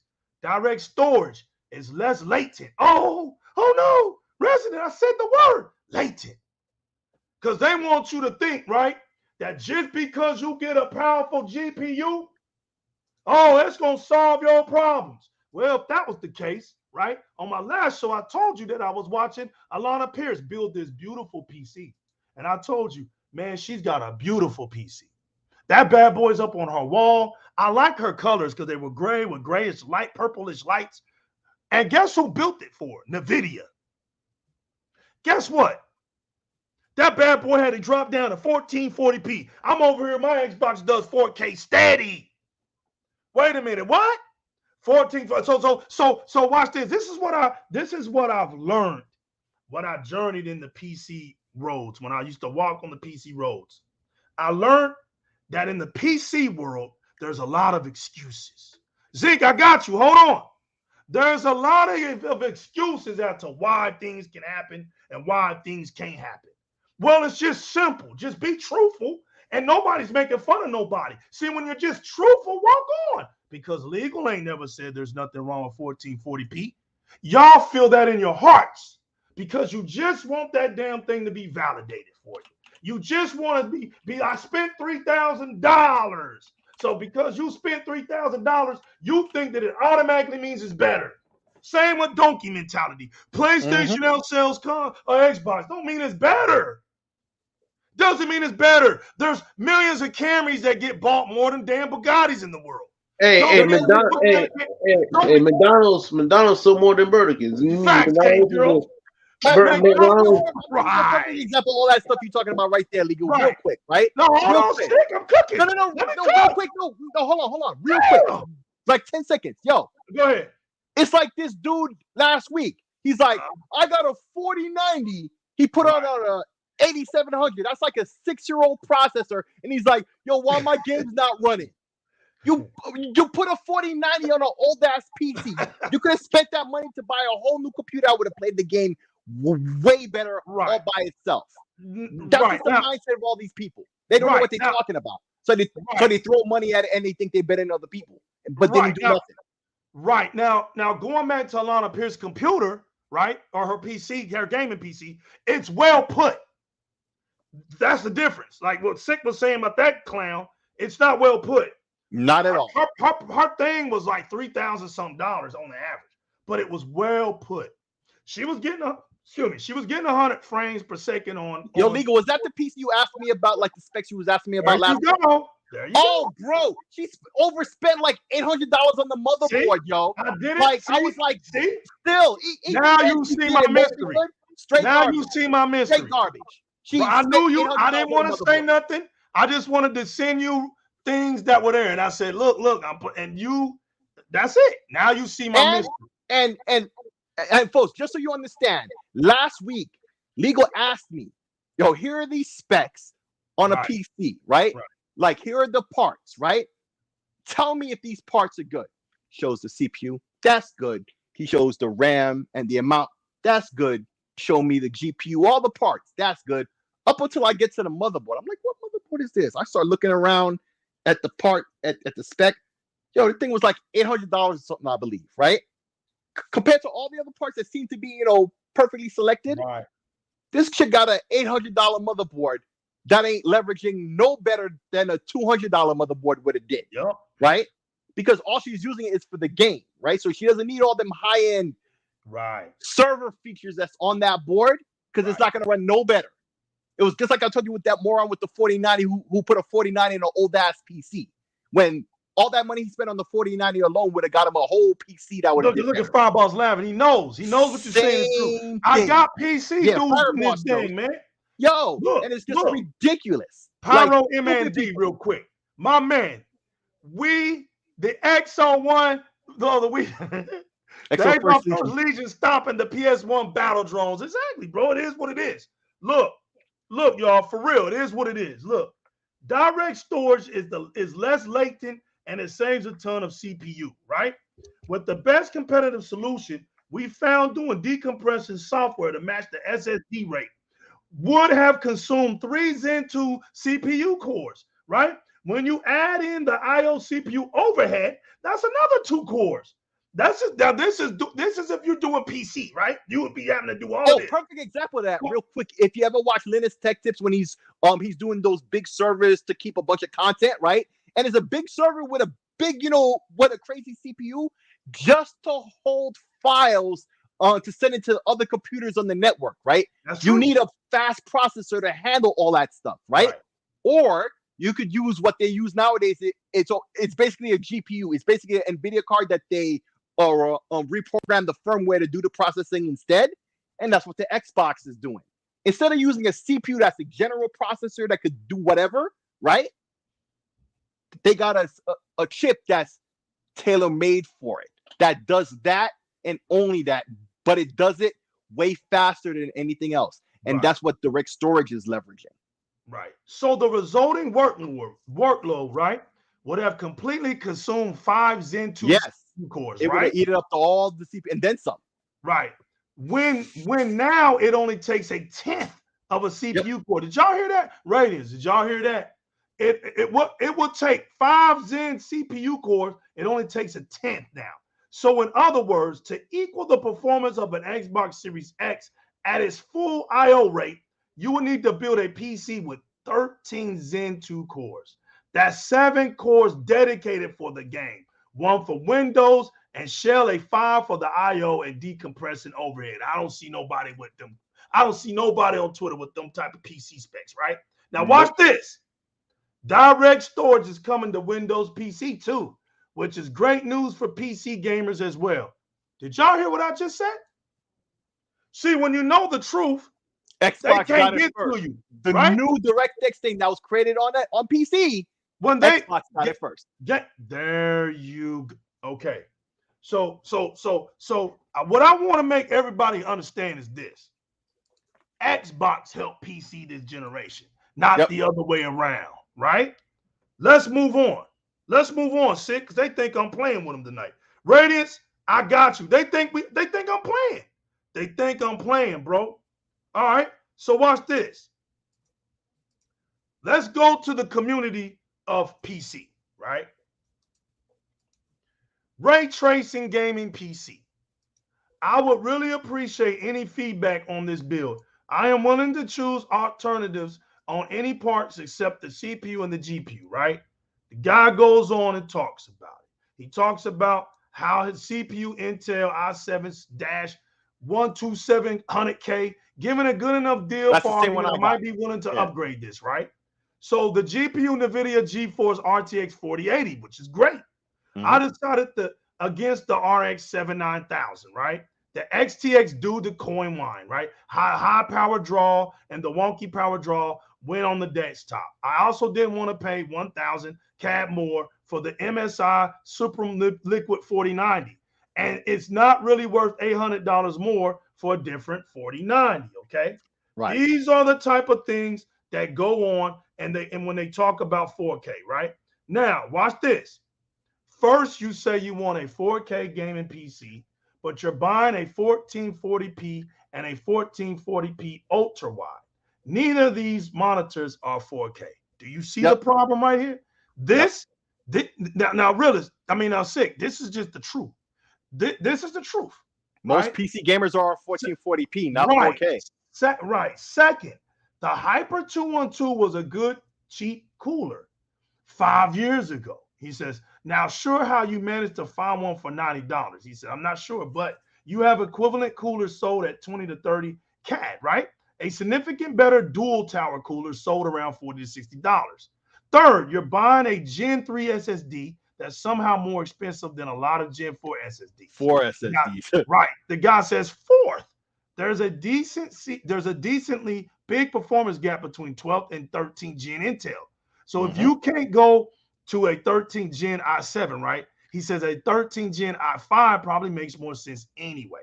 So he says to answer your questions, yes, look it up, and case manufacturers list a max GPU length, and all graphic cards manufacturers list their card length, right?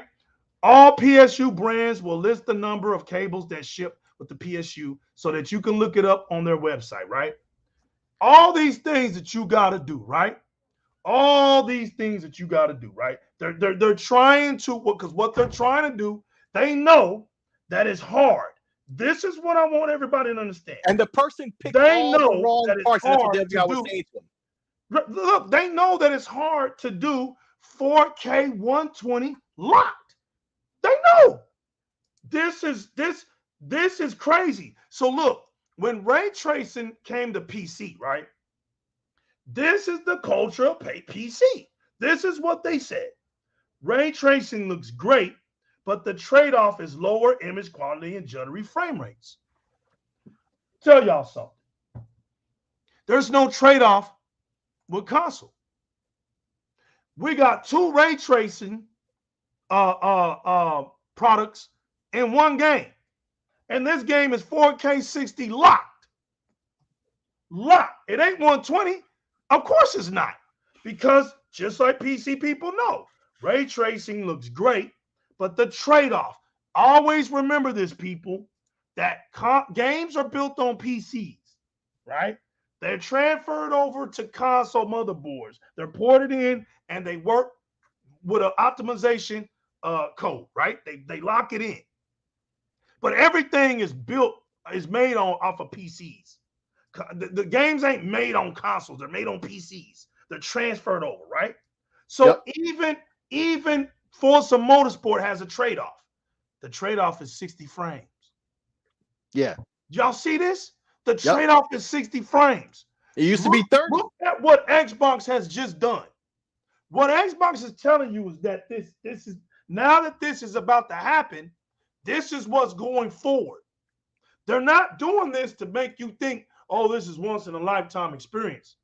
Why do you think this new Xbox just got done? This leak just came out, right? It was imperative.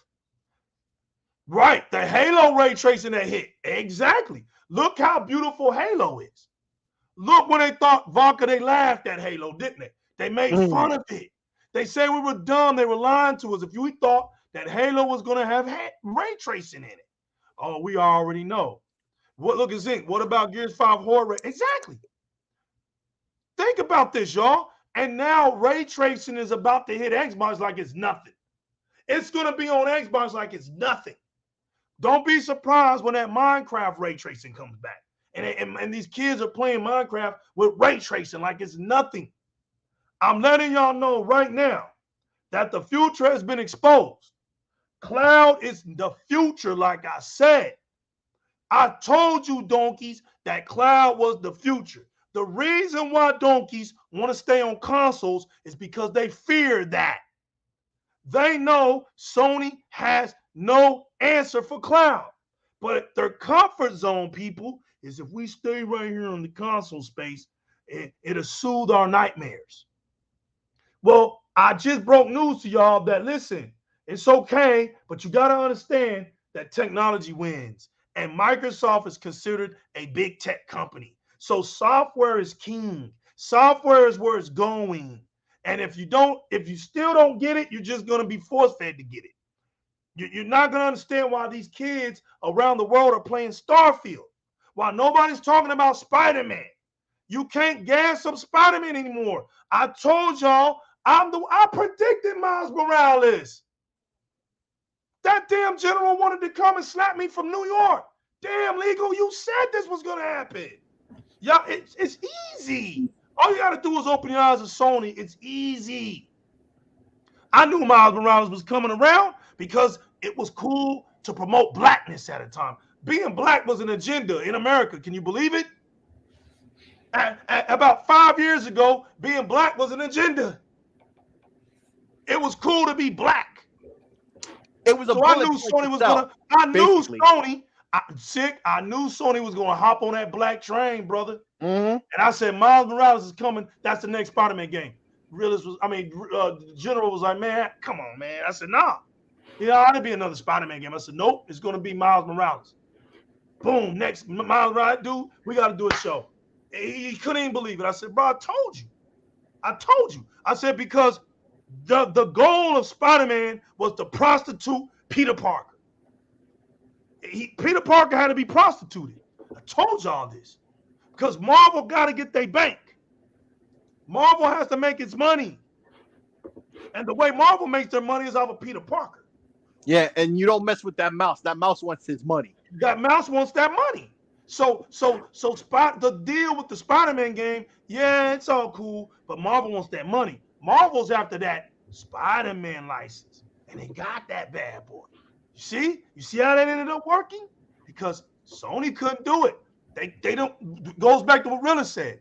They don't have the dev capacity skills to make that Spider-Man game that fast. So they had to go out there and hire that Insomniac. They had to go buy them.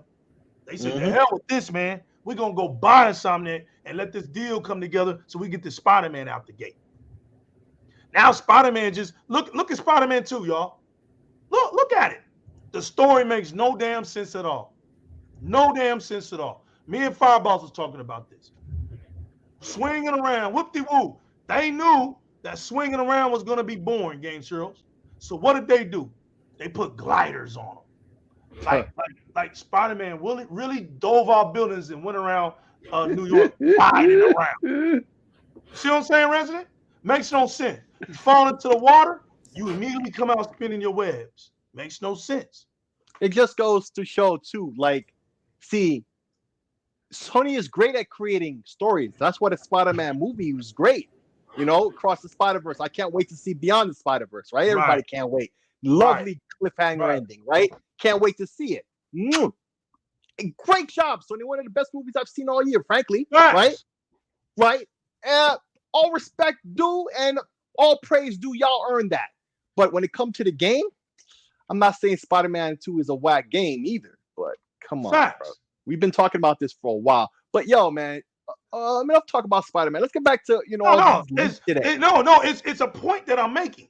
Oh, okay. The reason why people are not talking about it real sick is because they've been there. They already know what they're gonna get.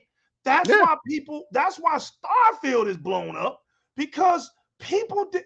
We were talking about it. We look at Baldur's Gate 3. I remember Games just said the gaming journalists are only showing us that they don't play games, right? They come out and review games and they don't even play these games, because if you got past Act 3, you wouldn't know how horrible it is. Now watch this, Sick. It's gonna be a shame when the gaming industry, right? I'm sorry, not the gaming industry, the media outlets ignore just how messy Baldur's Gate 3 is. Now they gave it a 97, right? And it ain't doing shit. 97. And it's broken in Act 3. After Act 3, right. After Act 3, they did this with Redfall. They came out whacking, swinging, grand slamming for Redfall, and we found out they only played an hour or two. It literally took you 10 hours to 11 hours to get the Hollow Man.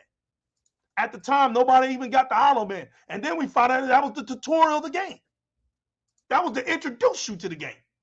But we're listening to these gaming journalists that don't even know what the hell they talking about, bro. You know what I'm saying? This is the problem. Not. They don't play games. They don't play games.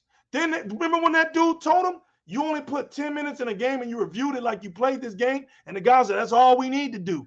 That's the attitude. Remember when the gaming press was complaining about how games were too hard and they need easy mode because there's so much hard work to play games to do reviews on? Like, you getting paid to play a game to tell us what you think about it. And that's hard work. Right. Look, How many people would have did that for free? these new Xboxes that are coming out, right? These new Xboxes, realists, are setting the tone for what we've been saying all along. When you said something, when everybody would say something that was trying to make Xbox, they were putting the dots together, right? And they make fun of you, realists, because deep down they just didn't want it to be true. That's what it is. It's a fear. It's fear, bro. But now it's here.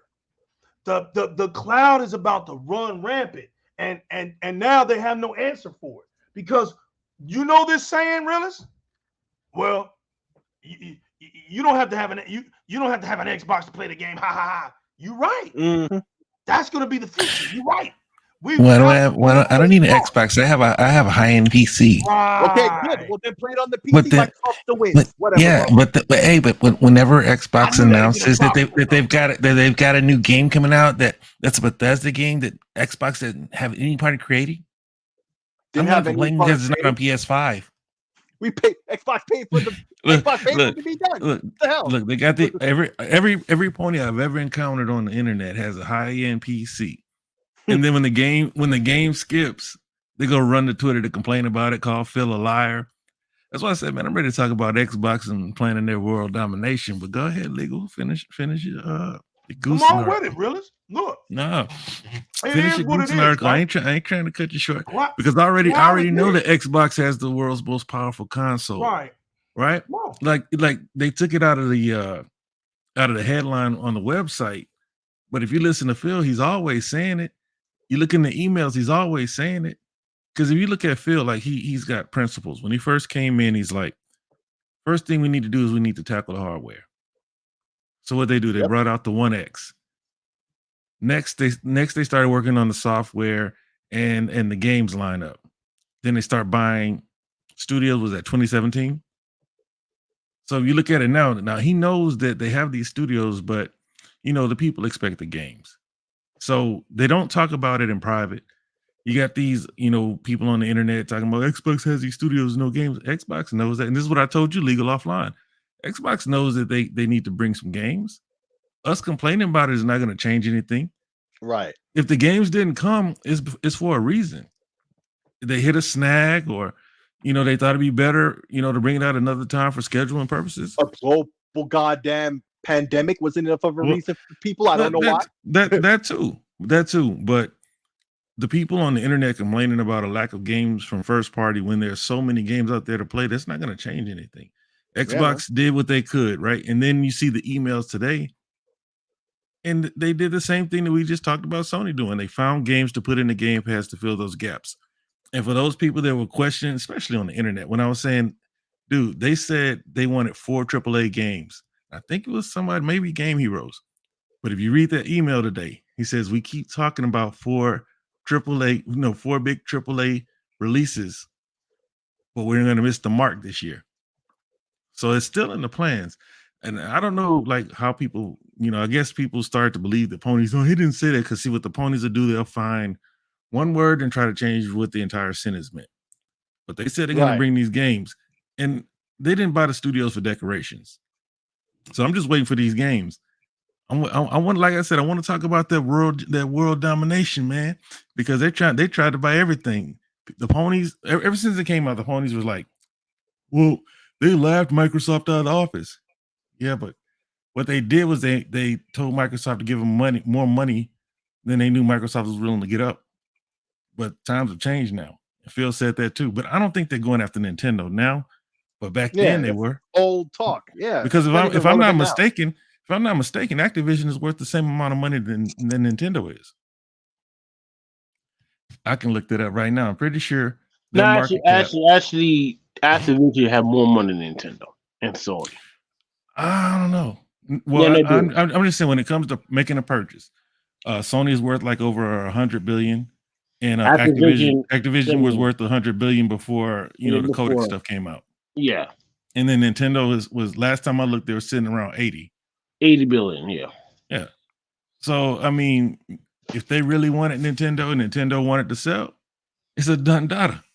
Yeah, what it is. But this is the second time Microsoft tried to buy Nintendo. So they try to Yeah, buy it back in the days. That never happened. But the reason why they try to buy it back in the days, they expressed the interest, and Nintendo threw out a number that they knew Microsoft wasn't going to match. I heard it was like over 100 billion, but back then, you know, that's like asking for like 200 billion now. Mm-hmm. So they knew that they made them an offer they knew they couldn't meet. Right. And that's what I read about it. So it is what it is. I don't think they want to buy them now. No, I think that they do better just keeping them where they are, right? Make partnerships, put whatever games they want, you know, to do, you know, some more numbers that might fit the platform. Because let's be honest, Microsoft is trying to get into the E-rated content, and putting Cuphead on there when they did and on PlayStation, that didn't hurt. You know, games like that, you know, kind of taking the Sony strategy when it comes to PC, bringing them to other platforms later, that don't hurt. What you saying? They put Ori on the Switch. Yeah, but that's what I'm saying. Bringing it over there like years later, that didn't hurt. Same thing with Cuphead.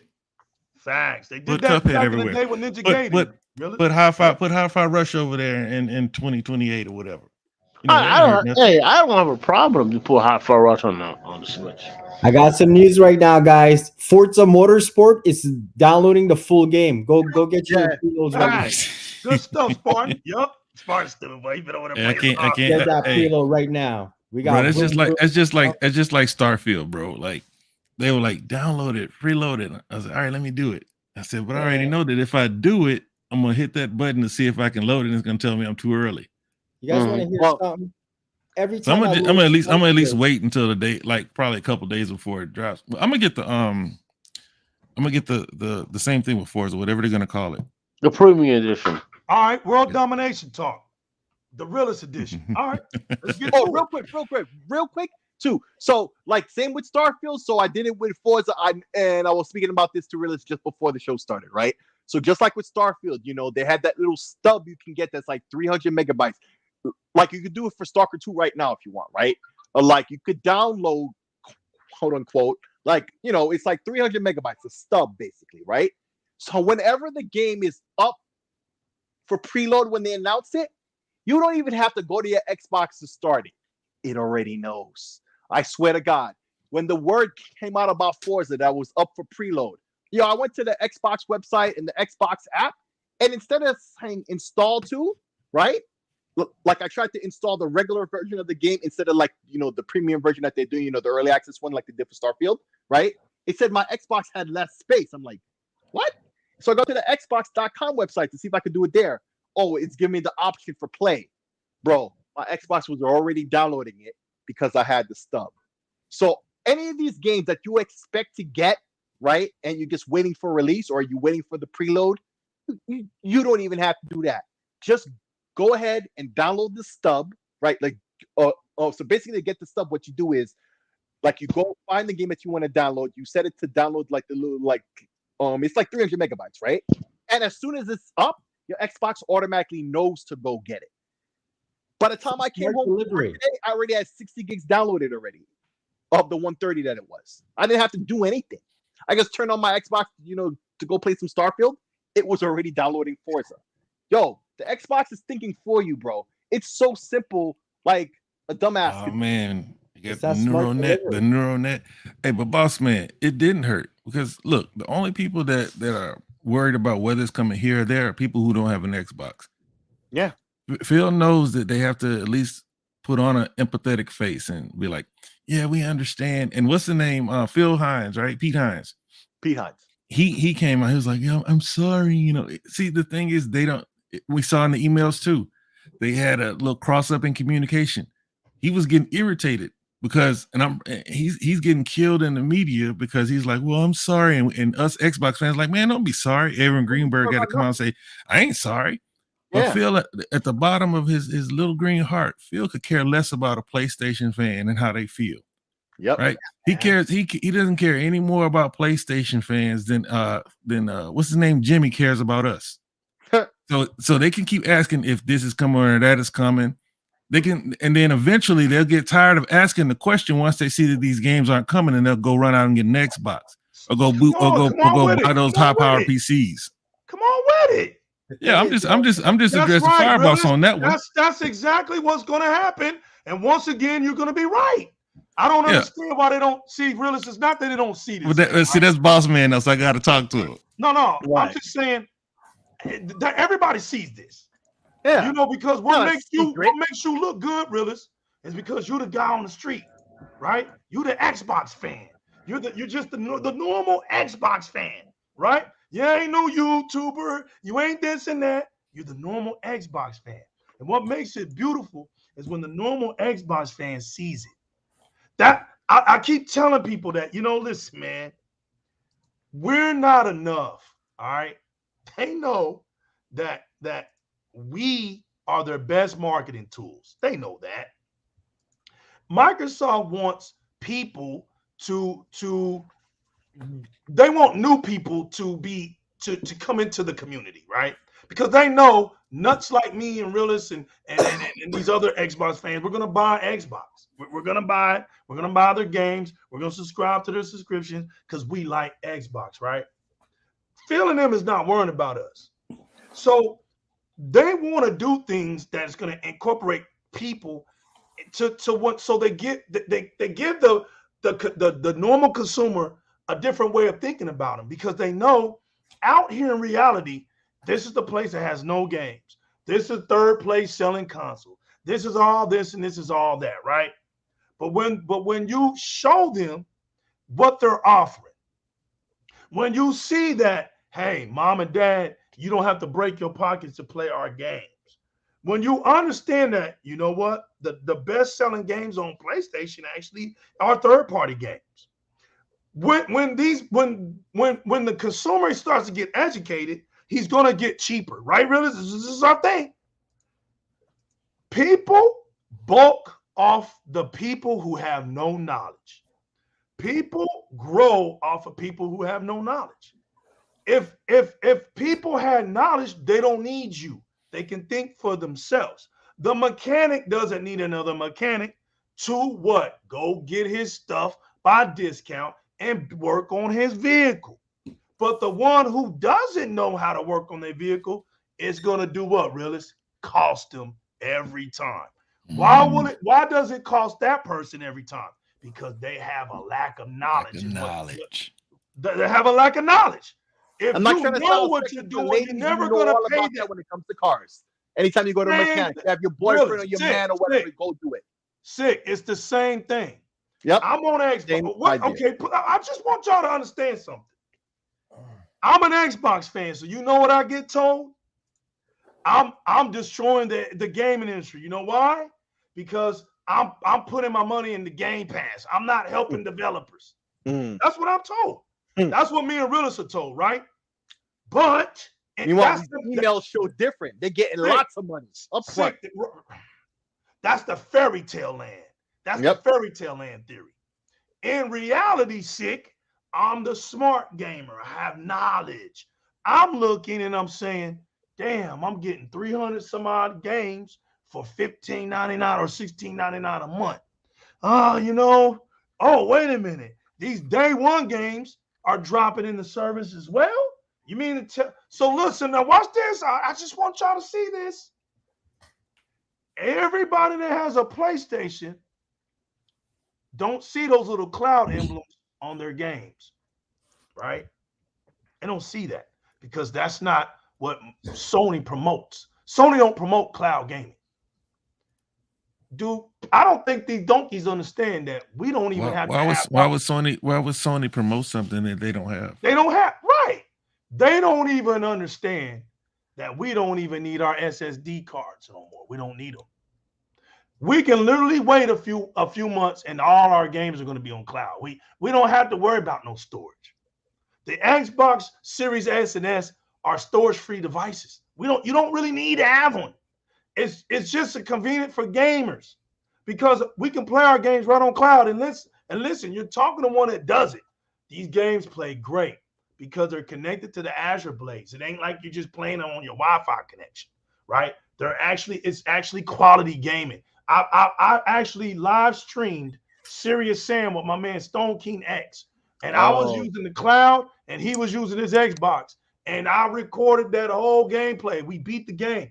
And I beat it on cloud. You didn't see me have hiccups. I wasn't no jittering, jaggering, tears, glitches, and none of that stuff. It was buttery smooth. And let me remind everybody that Xbox xCloud is on a beta test. It's not even full-fledged yet. It's still in beta mode.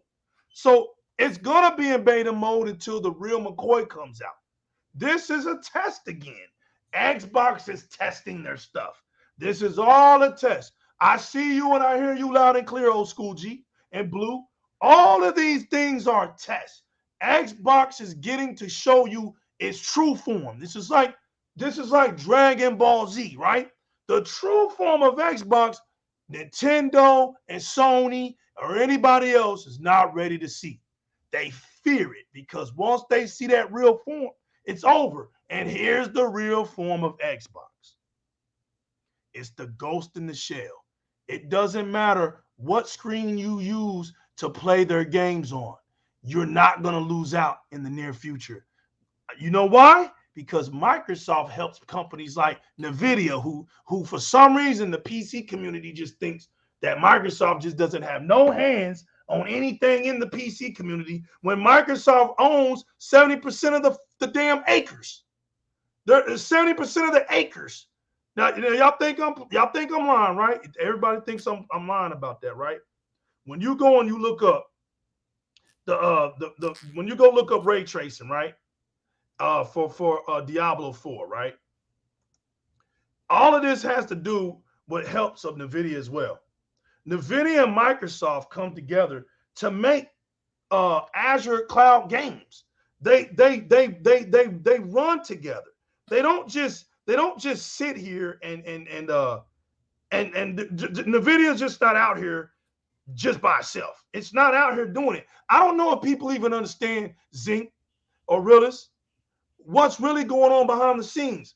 This was told to people in March 13 of 2023. Microsoft Azure unveils NVIDIA H100 GPU-powered VMs targeted to accelerate generated AI, including chat GPTs. These things are in the works, man, with Microsoft. Microsoft Azure has announced its brand new virtual machines. I've been realist as long as you know me. You made fun of me. Legal's the cloud guy. You sold on cloud, Legal. And what did I used to tell you, realist? I sure am. Did I ever waver, realist? Nope. Never waver. No, I'm with you too. Right. In time. Right. I sat here and I said, realist, they all gonna come to me. They all my children, bro. Because they want to lie when I'm sitting here telling them, bro, it's coming this way. There ain't no lying about this. It's all coming. Did y'all hear what the word NVIDIA is in my speech? Microsoft Azure has announced its brand new virtual machines. Virtual. That's not hardware. Virtual machines. What's this? Powered by NVIDIA's top of the line H100 GPUs. Now, everybody don't want to understand what I'm talking about? Well, let's look at it. Is there a such thing as GeForce 6 layer? Yes or no? Of course there is. Yes. Right. How the hell can I play video games, right, at a performance level of the 4080 and I only have a PC? How's NVIDIA doing that? Cloud. The That's cloud. right. Virtual. So it's already been realist, like we say. They're saying it to you loud and clear, right? Yep. It's out there. All you got to do is open up your brain. This is where it's going. NVIDIA has the opportunity to go forward because they're working with Microsoft. AMD is like the lesser form, but Microsoft helps AMD. They're like, listen, come on, we got you. Because Microsoft loves tech. It loves ideas. Microsoft is not out here to, let me tell, like I keep saying, Microsoft is in the business of making other businesses better. When you can understand that about Microsoft, like Realist understood this because he used to make us mad. He used to tell us all the time, man, Phil's just playing the game, y'all. You got to understand, man. He's got these pieces together, and when he strikes, he's going to strike. Y'all just need to be patient. The Xbox community don't even understand their leader. They don't even understand their leader. It's true, When man. I look back, It is. Time, bro. right. When I look back and I see the frustration of realists, I don't even know how he made it this far. Looking at y'all on Twitter, you remember you want to know what my dumbest moment for the Xbox community was? When they did that $120 for Xbox Live. Xbox Live. Yeah. The dumbness of the Xbox community was exposed that day. I said, God dang, did anybody read? If you already, the whole point, you know what's funny? Where's Xbox Live today at, Sick and Realist? Where's it at? They changed the name to Game Pass. It's gone. What do you think Microsoft was trying to do? They were trying to go ahead and get to where they was at. See, and everybody called it for that too, even the ponies back then. Everybody right what it was. See, dumb consumers hold back companies. They hold them back. Yo, Jeremy Brown. Thank you, brother. You at home. See, dumb consumers hold Welcome back, Jeremy. Back, I saw you earlier. All Microsoft was saying was, look, if you've never came to Xbox, never ever came to Xbox, right? And you want to get into our service, you want Xbox Live. What they were trying to do was make Xbox Live not enticing because the future was Game Pass. So they were making it 120 over there. Legal. So say, I ain't paying that shit. Legal. You remember all these fake ass Xbox fans crying when Xbox decided to raise the price? Yeah. And I told y'all, I said, look, one way or the other, Xbox is gonna get it back. Right. You didn't win anything by making them renege on that. They're gonna find another way to get people in the Xbox, because everyone's I wish gold would just go away. No, gold is not going away. The reason why they said we don't foresee a large increase in Game Pass is because gold was already a built-in price increase for Game Pass, because you want Game Pass, but you want to play online. You gotta have you gotta have both. So get rid of gold. Let's just get into Game Pass. Right. But going back to what you said about Nvidia and everything, you know, cloud is legit when the #1 GPU manufacturer is already preemptively the leader in cloud. Right. You can see that cloud is the future because they're already there, and they're the #1 manufacturer, and they're protecting their future proofing themselves. Facts, realist. It's already there. But watch this. Every company has a pattern. See, you gotta understand. This is what we talk about. If you're a student of Microsoft has a paper trail of consistency. There's a pattern to Microsoft. This is what I used to say in the past, really, before you knew me. I said Microsoft does things because they want you to think for yourself. They want you to say what it is. Microsoft loves for you to use your brain. Remember, you are a fan of a tech company. The beautiful things about being technicians, I used to be one, a wind technician. The beautiful thing about being a technician, if you was a boxer and you won championships, you apply to the word technician. It's called the sweet science. You study angles. You study your opponent. You watch film. Peyton Manning was a technician of the quarterback position. Floyd Mayweather was a technician of defensive boxing. Mike Tyson was a technician of the pounce maneuver. Muhammad Ali was a technician of float like a butterfly, sting like a bee. Michael Jordan was a technician of domination of basketball. He was an ultimate competitor, and he was a technician of his opponents. Tiger Woods, a technician of golf. Serena Williams, these people, LeBron James, a technician of all around basketball. When you see people, Kobe Bryant, Mamba mentality, those things really is just being a technician. Bruce Lee, be like water. That's technician talk. Exactly, Zink. That's the What thing. they want you to do is think. Look how Bruce Lee wanted people to think. He wanted you to think. What did he say? There's no wrong way in fighting.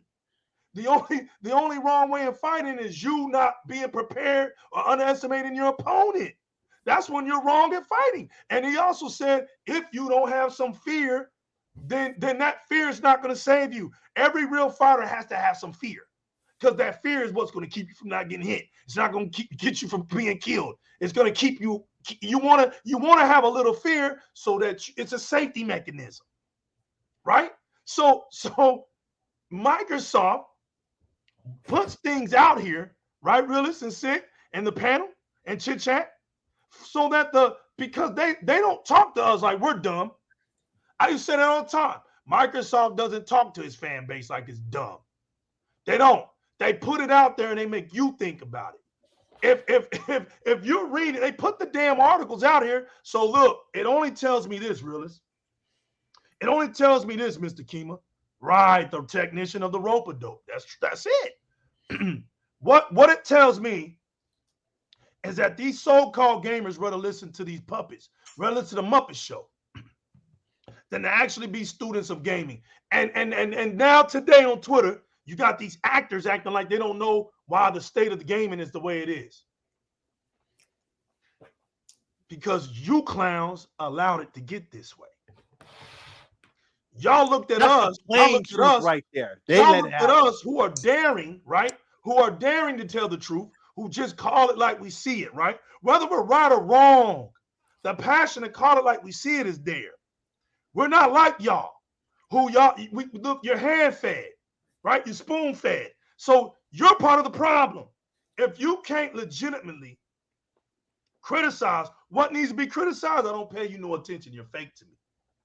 You're fake to me. We had a clown out here. We literally had people in the gaming media outlets admitting that they were going to review bomb a game on Xbox, and none of these so-called leaders in the community said a word to them. What good are you to us, bro? We don't need y'all. We already know what y'all about. We don't need y'all. You know? When was the last time you saw any of them give y'all anything? They want you to be marveled that they know somebody. Well, shit, we all know somebody. Ain't nobody better than nobody on God's green earth. So we all know somebody. That don't make nobody special. But are you making these video games? Is there a video game with you stamped on it, or you just put in a video game? That's the difference. Right? Put in a video game or made a video game. Well, we know the ones that have been put in the video game. We ain't hating. That's good. It's great. That's great if you've been put in a video game.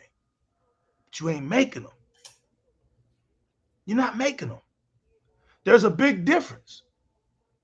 And unless you make these video games, right, that we enjoy, who are we? We're just people talking. But then there's some of us, right, who we just see through. If this is all about kumbaya, then why come these so-called influencers out here just be straightforward and legit? You got one out here that's worldwide renowned, right? And he never mentioned Starfield. I don't get sick, panel, chit chat. All the listeners around the world, right? All it takes is a tweet. The excuses of I wasn't around, I didn't have no connection, or I didn't have connection where I was at for my Xbox and all that. Bro, you're tweeting. We didn't give a damn that you didn't have access to your Xbox. We see you tweeting. All you had to say was it's simple. It's like all he had to say was sick is acknowledge that Starfield is worldwide renowned. We all know why the clown didn't do that. I don't understand why people want us to play shit off. We're grown-ass people, right? If somebody was cheating on somebody's wife, right? Cheating on, you would expect your friend to come and tell you. You didn't want that sucker to be like, man, I'm minding my own business, man. I saw his wife just leave with this dude. and I followed them. They went in their house. That ain't how we live in society, man. You want people to be upfront, be truthful. Man, your wife cheating on you, man. How you know, man? I follow her. I'll take you to the house. We need you want people like that. You want friends like that, right? We tend to see this whole thing with gaming has been so deconstructed that we don't even value true fans anymore. A true fan is looked down upon, resident. They're vilified, right? Yeah, it's vilified. Fanboys. Yeah, they're fanboys, and they lump them all in the same box, right? With the toxic people who are sending, dick pics and stuff to competing companies and stuff. Right, like, what I've learned is the ones that claim they got all these games and all these consoles are the ones that aren't playing these games. Do you know how much easier? Like me and Realist talked about this, right? A man with many religions is stressed out. Pick a God and be happy.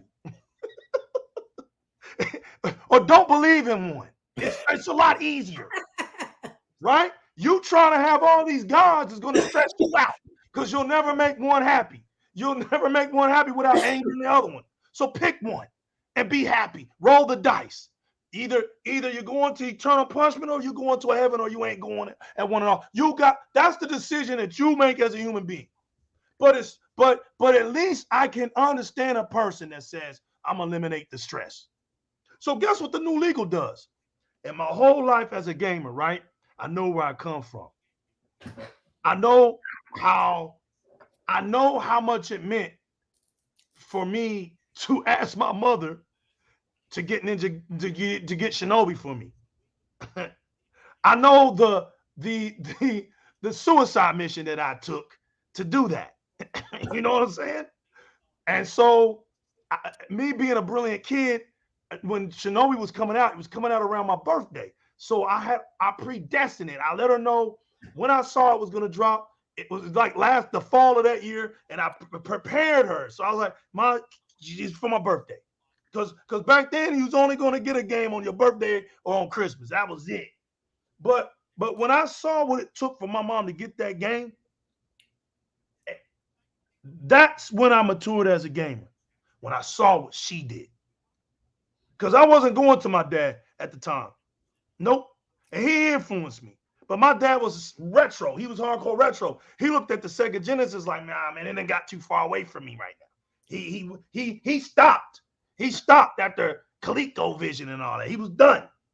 So I still wanted to go. We were children. We wanted to be with the Your top. pops was Atari and Coleco head. Yeah, Atari, Coleco, and television.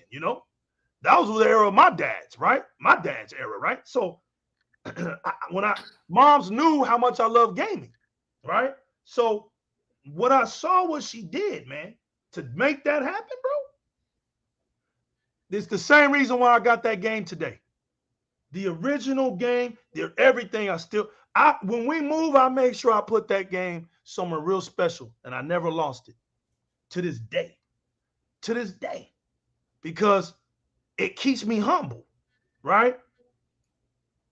I look at today, and I look at these gamers today, and I see how they get manipulated. That's why the new legal's here. They're going to see Realist, Sick, Game Churros, Resident, Spartan, Chit Chat, all you real gamers out there. They're going to see who the true speakers were. That's the whole. I don't care if it happens today or tomorrow, but it's going to happen. Because right now, the fakers are already breaking right now. They're breaking by the day, bro. They're breaking. Because now Xbox is putting gaming on the map. Xbox is telling people, go game. Go game. Yo, Realist. Not Realist, I'm sorry, legal. Yeah. This is something you give me credit for all the time. When I said we already won, but it doesn't feel like it, so therefore you don't realize it, right? Right. Because the press ain't talking about it, and all these other people ain't talking about it. But now everybody named Mama talking about it, even the ponies. They can't stop talking about us. We all realize it now. Now you got even the demagogues out there who try to point and laugh at whoever they think is fanboys. They keep talking about the ponies being ridiculous, like they salivating their hands, waiting for Xbox fans to talk crap about Spider-Man, but it never happens, right? And they just like, and I'm talking about Alex, but not just him, right? And then they tweet out that, yo, I tried, and no, Xbox fans didn't do nothing stupid, but you PlayStation dudes did, and they're out there making these videos, laughing at PlayStation dudes all day long, and then talking about the great things that Xbox is doing so much, so that now they're starting to sound like what they call us the fanboys for Xbox, but meanwhile they're saying our talking points. They're building empires off of it. Look at that. Right. And they're saying our talking points word for word. Word for word. Plays his most recent video. Just go watch it. He sounds like he's an Xbox head. Right. Saying what we say. Right? About everything. Xbox is in the lead. And I told you. King, what's good, baby? And Legal gives me that credit all the time. He brings it up almost every episode, right? That I've been saying this. Before the top, you said it before a few months into the console when we got these consoles. Yep. Because Sick went through his phase of this is getting stupid. He went through the realest stage. He was the first one to do it. You used to talk to me about it. It's just stupid out here. It's just stupid out here. It's stupid out here, realist and Sick, because people want to be pampered, Resident. Yes. And Spartan. They want to be pampered. That's what it is. Even the Xbox fans, when a lot of the pony bots came out, when a situation like Redfall and all of that, like the Xbox, the pro Xbox guys out there, right, who claim they're all pro Xbox, all of a sudden, like there's a little fork in the road, a little bump in the road. Now all of a sudden, it's all doom and gloom all of a sudden. Right? Remember we went through the doom and gloom era? Right. And they were repeating all the pony talking points, right? Right. Now they don't realize, oh no, Xbox is on the rise and it ain't going back down. So now they use our talking points, word for word. But then there are some of those who are so indoctrinated as ponies, right? You see it in them, you know it in them. So what they do, they did the opposite thing. They gave the game of the generation low grades on purpose, because they know it's going to drive. They sure did, boy. On purpose to get that money the other way. And it's so freaking obvious. Everybody knows it for what it is now. Yeah, we called it out. We called it out. Now they can't see. It's a shame. That's why. Because they made it shame. And I want to thank Game Serials for just hanging in here with us. He's having difficulty, but man, thanks, man. Yeah, thanks, bro. You don't have to. And if you decide to go, I understand, bro. I understand. And Game Heroes was here. Game Heroes cook. Game Heroes was out here talking about Pentiment, right? And we all have to give him. He slaughtered him. He called it before everybody. Called it before everybody. But even I also have to shout out to King David. Okay, when all the doom and gloom was getting to its apex, right? Mm-hmm. He's the one who said, hold the line. And that's what we did. Now look at us now. Man, ain't need King David to tell me to hold the line. I've been telling you suckers to hold the line from the beginning. But the suckers, I've been telling y'all we won. I've been telling y'all it's over. I know. It's been over. Now the PlayStation fans are starting to feel that underdog feeling that we felt the whole last generation. They're feeling it, bro. Now they're gonna have to deal with that. Now we get to see who the real fans are. We get to see watch you flip flop. Watch you suddenly starts to love gaming for gaming and become a fake neutral. Because see, there's no coming back, unlike what happened with Microsoft and PlayStation. See, PlayStation can't buy their way out. Right? PlayStation fans are mad because Microsoft can buy their way wherever they want to, right? But when they came in, they did the same exact thing, just in a different way. They couldn't afford to do what Xbox did, but they can afford to do more than what Nintendo and Sega could do. Right. Yeah, but I ain't need none of them suckers to tell me to hold the line, man. No, but y'all go check in with David, and I rock with them. Well, not them, with him.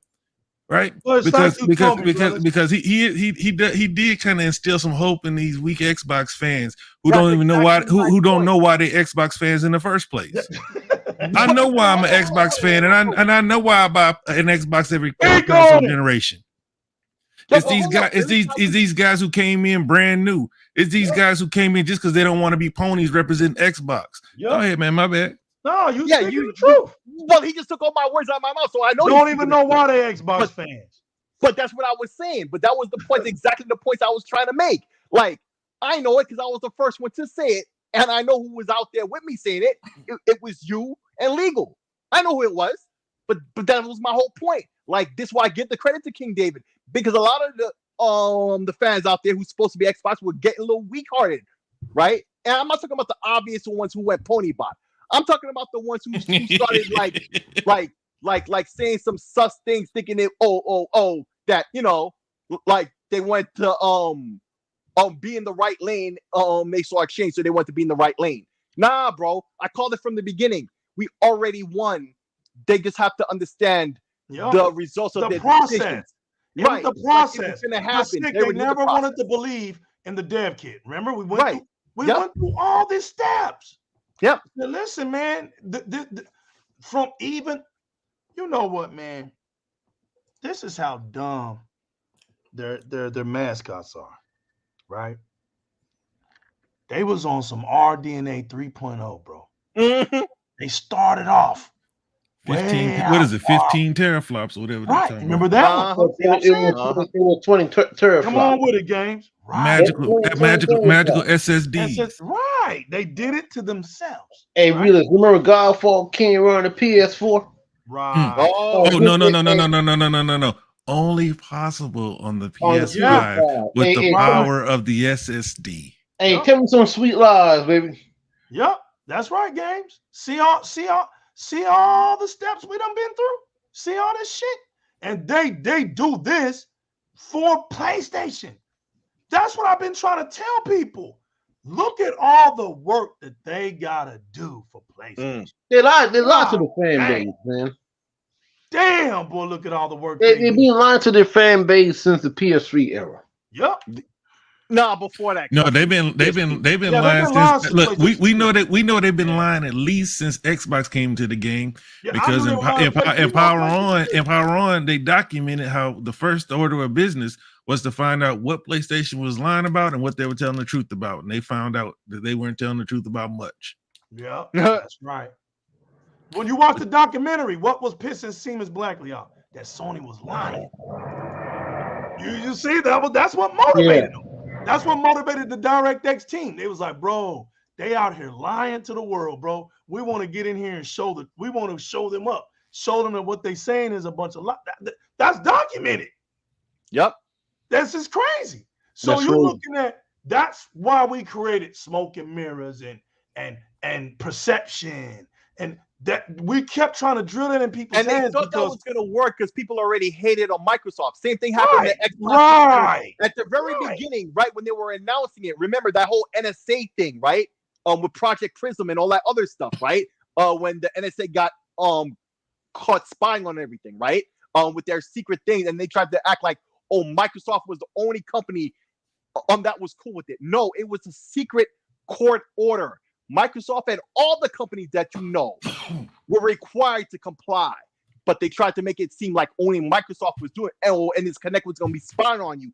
Meanwhile, everybody's complaining about this stuff on the two brand phones that's spying on you for real, and on their platforms that's monetizing all your private information. But you complain about Microsoft and the Connect, and then they buy a Lexus, right? And then they buy a Lexus and all this other stuff.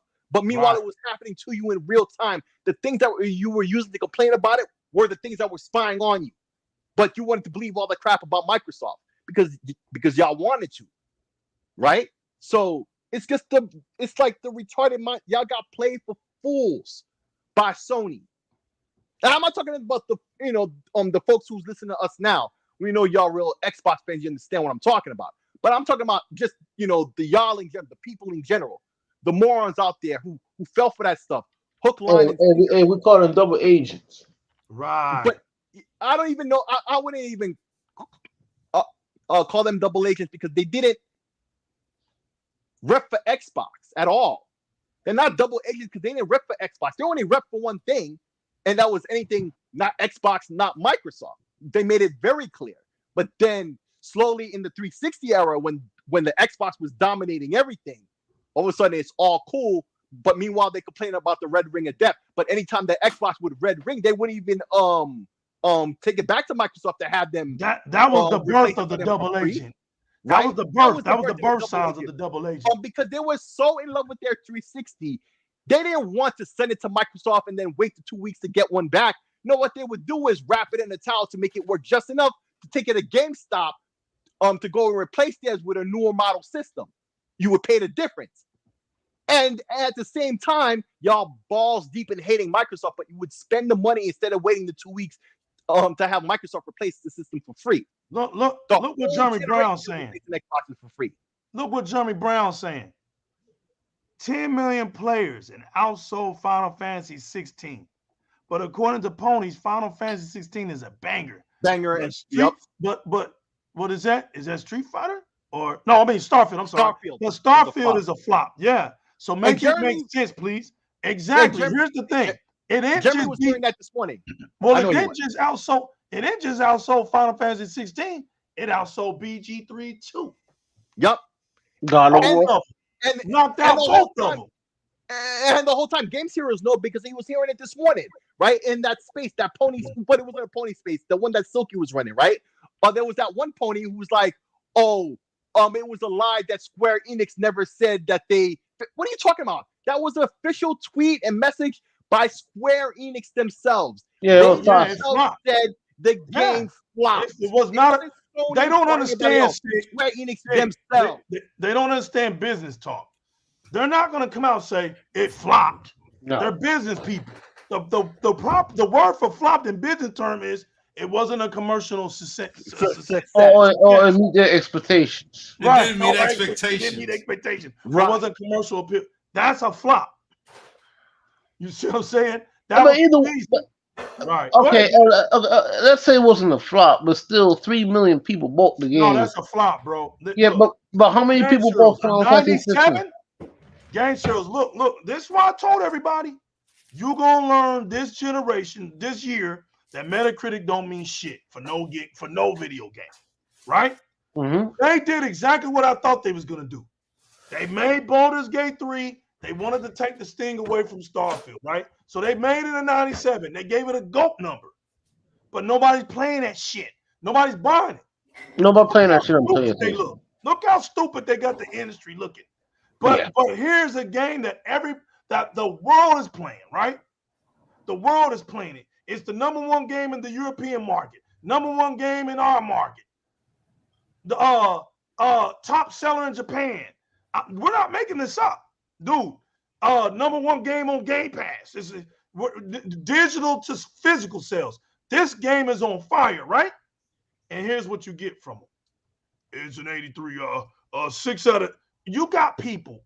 It's an 84 now. Really was talking to me, man. Okay, the 84 they created themselves, right? Yeah, bro. It's an 84 now. It went up. Yeah, well, right. But Games Heroes, Realist, when the last time I was talking to Realist, right? I took some days off, but the last time I was talking to him, he said this to me. He said, man, it's like they review games based off of not even the review of the game. Like even JyzalGamingTV said it. They're reviewing games. You remember that one reviewer he said about Hi-Fi Rush? Everybody's scoring it high, and he comes with some nonsense, and he says something like, I don't feel good about giving it a good rating because of how bad Xbox's review cadence is. I'm paraphrasing. He means that Xbox has no game. It's been a barren wasteland or something like that. Xbox exclusive barren wasteland for years. Remember that? Wait, what? No. I didn't hear what Realist said. What did you say? He said, yeah. I'm paraphrasing, but he said I don't feel good giving it a grade higher than something because of the barren wasteland that has been Xbox. What the hell does that You can't make this up, bro. I'm serious. He said it. I put that on everything. I'm going to Metacritic. I'm going to Metacritic right now. That's the way he said. Yeah, go to Metacritic. You're the Metacritic guy. But like, it doesn't matter. No. So basically, he's saying because Xbox had no other games. When a good game comes out, you can't call it a good game. Xbox. What? But sick. Why? Like, I'm not surprised. It's just like that guy, whatever he is now. He says that he whatever he said about it yada yada. Bethesda didn't have good trans treatment of their employees, and he gave it the grade he gave it. Jim Sterling, that's his name or her name, whatever they want to be. Kim Stephanie Sterling, yeah. Yeah, I don't know. I don't know that person. I just see There what it people is. have to say about Cypher it. said, I think that was Metro. Oh, you know what? That was Metro. God dang, man. That was Metro. Those punks. Okay, here we go. It says, come on. Metro said like it's very wasteland that a lot of games on Xbox have low. Read the whole thing. Yeah. I'm gonna read it right now. Hold on, I'm trying to find it. So you just found it. So were you reading a second ago? No. It was on the website. Man, Gyro, you ain't capping, man. Metacritic, man, you ain't capping, bro. You ain't find it. Yeah, that means he didn't find it. I'm like, you were just looking at it when you read it. So that means now you're looking for it now. Hold on, get that man a chance. Hold on. We gave him a chance. He had it.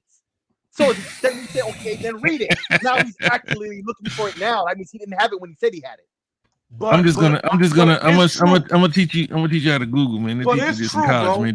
Just put Hi-Fi Rush, Barren Wasteland. Yeah, it's true what the dude said. And I found it already. Right, that's just a little Google lesson. Read it out, really. What WTF is this? Hi-Fi Rush is amazing, but we won't give it the score it deserves because Xbox has no games.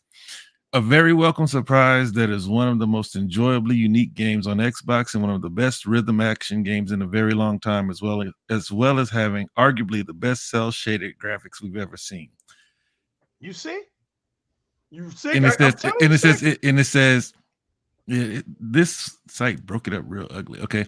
And Hi-Fi Rush has not been ignored, which is a good job because it's the best exclusive on the Xbox Series X.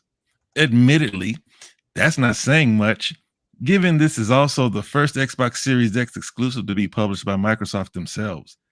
The wasteland that has been the Xbox release schedules for the last few years limits the accolades that we can give the game, but it's a breath of fresh air for Xbox gamers, developer Tango Gameworks, and the rhythm action genre as a whole. Okay, I won't break the legs though, right? It says this is like a lot of games on Xbox were bad. So who the hell gave Halo Infinite a 87 Metacritic? Same guy. Well, see, this is the thing. This is before Xbox. This is what I told y'all too. It hasn't quite sunk in yet that Xbox owns Bethesda and they won't get to play it on their PlayStations. The more that reality hits, the only way that they can fight back is this way, voicing their displeasure on review sites, being biased in that way. That's the only way they can fight back, but they're not going to stop the train, because what Xbox knows is that one day they'll either die off or give in to what's inevitable, which is Xbox owns these publishers and they will do with the games as they please. And they owe PlayStation no favors because PlayStation has done zero favors for anybody in this gaming industry. Right. Yeah, that's true. So in time, they'll get with the program. But it's a wasteland of bad games or something like that, what he said. But that's like, besides Redfall, right? Remember, this is before Redfall came out. So we even know how bad Redfall was. Right. Xbox never had a bad game. Up until that point, yeah, they didn't even. Firewall. No, think about it. Halo Infinite, Pentiment, Grounded, Forza. All of these games score really good. Yeah, let's see. For Xbox, it only takes one misstep. See, the thing about Starfield is they can't do anything to stop the momentum of Starfield. No, like they can give it an 83. You said it's an 84 now. Whatever they want to give it, but you can't stop 10 million players in a week. You can't stop that. So going forward, Xbox just has to keep bringing the games. Redfall, because look at State of Decay now. State of Decay isn't what it released as. What Xbox's aim is, if we have missteps like Redfall that comes out that needed a little bit more polishing, but there comes a time when the game has to just come out and let the market tell you what they want, or give you their opinions. So if they were to delay the game again, that would have been over 5 years for a game that may or may not be a hit. So they put the game out. They could have killed it, but I'm glad that they don't kill the games, because they say that they cancel a lot of games. What would it look like to cancel a game 4 years? You got controllers, you got all kinds of stuff planned for it. If it doesn't hit, it doesn't. You just make it better. Look at Cyberpunk. Everybody's excited for the new expansion that's coming out tomorrow. Any game, especially a game that's in a service that you don't have to take the risk to buy it, that game can rebound the same way that Cyberpunk is. Yeah. So it is what it is. But all it takes is one misstep. Like when Sony has a misstep, they'll say Sony has done so much over the past years. Bullshit. Right? Yeah, but the games that they got, the perception is they're the best games ever made. But in my opinion, they're some of the least ambitious that are out there. Okay. Okay. So Sony never missed, right? Days Gone. That's a 71. That's a 71 a minute. But what came after Days Gone? See, time got to heal those wounds. So now we got Starfield. We got Forza Motorsport. It's not 8. It's just it's a reboot. So we got Forza coming. We got Hellblade 2 coming. Valve. Well, I don't know when it's coming, but I know that Hellblade is got to be next. It got to be next up. Well, both of them next year. Tower Bowl. I'm saying it's got to be next up after Motorsport. Oh, which one comes first? It's got to be. It's got to be first quarter, man, because we heard about that game in 2020 or 2018 or whenever they announced. No. Yeah. Hellblade's coming in spring. Yeah, and Valve is coming sometime in summer. Yep. Summer. Yep. Yeah. So by the time the same time next year, when did it drop? June or May? Whenever it dropped, people won't be talking about Redfall. They'll be talking about Starfield and what they found new in Starfield. They'll be talking about Forza, the communities in Forza. They'll be talking about whatever Forza Motorsport expansion comes. Avowed, the new Xbox Showcase. You see what I'm saying? Like Days Gone happened, but after Days Gone, they got some Game of the Years and stuff. Yeah. Now, what happens is one Game of the Year covers them for an entire year, where they didn't have a whole lot of releases. Sony itself has never had a whole long laundry list of releases. It's never been where they have 4 games in a year from Sony first party studios. It's just that the media gives them credit for all the time exclusive deals and treats them as if Sony brought it to the market. But do you think The Last of Us Part 2 deserved Game of the Year though? No. I think Ghost was better. It should have been Ghost. Ghost. I think it was Ori shooting Game of the Year. Or Doom Eternal. And see, this is why I don't. Real quick, I'm gonna just say this, and then y'all. That's why I don't put a whole lot of stock in the Game of the Year, because how can you say one game is the best game over every other game that was released? Because now we're comparing a 2D side scroller to this huge open world game, exactly, to a movie game like The Last of Us. That's why I don't like the Game of the Year thing. If Ori would have won it, I wouldn't have had a problem with it. I wouldn't have a problem with that. I wouldn't have a problem with it either. But the thing I'm saying is, see, the mindset of these, people who setting this all up is so messed up that they stole it from their own selves. Like, it should have been Ghost of Tsushima. It's still, by anybody who's neutral, right? Who plays both Xbox and PlayStation, has nothing but positive things to say about Ghost of Tsushima. You've never heard anything bad about this game, right? You've heard bad things about Last of Us 2, particularly, right? But you never heard anything about Ghost. But that's how crazy it is, because they had to push the other narratives related to that game and all these other things. They basically stole it from themselves. That's how far they go with it. And that's what I said, Sick Place. Some of these games, even Red Dead, win games for reasons other than gaming. Mm-hmm. And see, this is why, like, I had Tears of the Kingdom, right? Because I think Metacritic is on pretty much. I don't think that like Starfield is zeitgeist like it. If it was like the biggest game, then maybe it would probably still get nominated. But some of these games are winning for reasons other than gaming. I think Baldur's Gate is going to win is because the media has latched onto the agenda that the game released feature complete and finished. But what that does, the people who say that, it exposed them for not having finished the game, because once you get to Act 3, it's not finished. It's clearly not, and clearly not either. Like 100%, like on some on some cyberpunk level ish, bro. Yo, they had to pass this game so bad. And that's a point and click game, Heroes. Yeah. How do you have poor performance on a point and click? All right, look, the engine they have, man. The engine they have is Let me terrible. say this real quick, Games. You can have the mic. I'll let them have the mic real quick. We were talking about I was eating some pizza, my bad. But we were talking about Ghost of Tsushima, right? Mm-hmm. Now, if anybody's ever been watching me play, y'all know that my channel blew up on 2 games. Blew up on State of Decay 2 and Assassin's Creed. I love Assassin's Creed. I see on Assassin's Creed game, and I'm on it for 5-6 months. I don't care, right? When I saw Ghost of Tsushima, I said, damn, Sony copied off of Assassin's Creed. Right? It is. Now, this isn't the first time they've done it. They've used Assassin's Creed pictures to represent Uncharted. A lot of people just don't know this stuff, right? About Sony, right? So, on Metacritic, they love Metacritic, right? This is why I'm highlighting your quote, Other Zinc, because that's exactly the words that I said about the game. I didn't say the game. See, the key word that they overlook using when they're in the feelings is that you said the gameplay. You didn't say the game is garbage. The gameplay is garbage to you. But to be honest, the deep down honesty game, Other Zinc, I believe in truth, right? I believe in true words. There is a such thing as truth, just being truthful.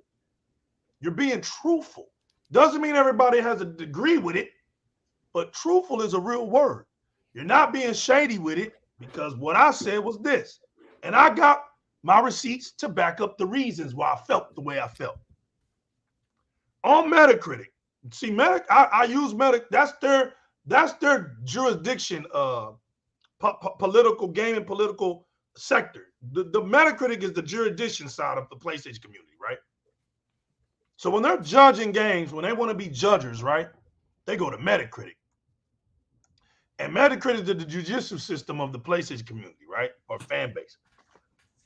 Assassin's Creed Valhalla, Zinc, scored an 80. An 80. Watch this. Go to the Tsushima, right? This is the BS. Watch this. They scored it an 83. They scored it higher. Now you don't even want to go to the director's cut. Oh no. Because once everybody started calling the game out, director's cut came out and they gave it an 87. Mm-hmm. But the game ain't nothing but a generic version of Assassin's Creed. Donkeys talk crazy about Assassin's Creed, but they love Ghost of Tsushima. You see what I'm talking about, people? Ghost of Tsushima has less gameplay. You're crafting, you're gathering sticks to make arrows, you're doing all the same things, right? But Assassin's Creed Origins slaughters Ghost of Tsushima any day. If you play both those games, you'll understand what I'm talking about. It's not even close. But because Ghost of Tsushima was a PlayStation exclusive, that was the era of PlayStation got the games, they got the exclusives. And because this is an exclusive, it's going to always score high. Especially and they all get all the nominations instead of other games. Yeah, I said it again. Go ahead. Ori or Doom Eternal should have won Game of the Year. Yeah, Doom Eternal was another one I thought that should have won it as well anyway. But if Ori won Game of the Year, I wouldn't be mad. If Ori won Game of the Year, I wouldn't be mad. If Doom Eternal won, I won't be mad. But I was mad. I was mad the last one. Games, you know what I look when Realist was talking about Game of the Years, right? You know how I look at it, Realist and Games and Sick and Resident. I look at it in Chit Chat. I look at it like this. It's simple to me. Where the gamers are at is the Game of the Year. Yeah, that's it. It's just simple. So when I look at is it a popularity contest? It is. It's where the gamers are. Yeah, because listen, all right, Realist, that's not a popularity contest. It's a fact, right? You base it off the fact. Consensus. I know what he's talking about when he says popularity. He's talking about Right. I get it, but I know why you're saying what you're saying, Sid, because you don't want it to be taken out of context. You're not saying that. Right. Oh, just because a game is popular, it has to have the numbers backing it up, right? Right. It has to have some staying power. It can't just be like Realist was saying. Hey, you give a game 2 weeks. All right, are we gonna? When you got a game that just came out and it's number 1 against games that have been out 8 months and it's still in the top 10. Well, that game that just came out better beat it, but is it gonna stay up there? So Right. after a month, it disappeared. Don't talk to me about that game. Exactly. That game just had its height and it died off. So we know what we're talking about, right? We know what we mean when we say before I go, like, look, a lot of these PlayStation games I've seen on Reddit, and a lot of people on Reddit told the truth, right? If Ghost of Tsushima Horizon, especially Spider-Man, like, if these games are just basic Ubisoft clones, a copy of Ubisoft formula. Right. Now, Ubisoft has a formula, and a lot of people don't like their formula. Right. So why does PlayStation get a pass copy of what Ubisoft been doing, but Ubisoft get crucified? Talk about Assassin's Creed. Assassin's Creed, you need to go back to the roots. Assassin's Creed, you need to do this. But it works for Assassin's Creed because they're making a lot of money for Origins and Odyssey. Right. So Valhalla was the first $1 billion entry. Yeah, what I wanted to ask you, Game Series, before you left though, didn't Odyssey win Game of the Year? No, it got nominated. You got nominated. Okay, all They right. got nominated. They got nominated the same year of Red Dead and God of War. All right. But see, that's my point, because I played Spider-Man, right? Mm-hmm. It's a good game, but it reminds me of a Ubisoft game. Like one J-Rock but not as good. It's not that good. It's not that good. That's good.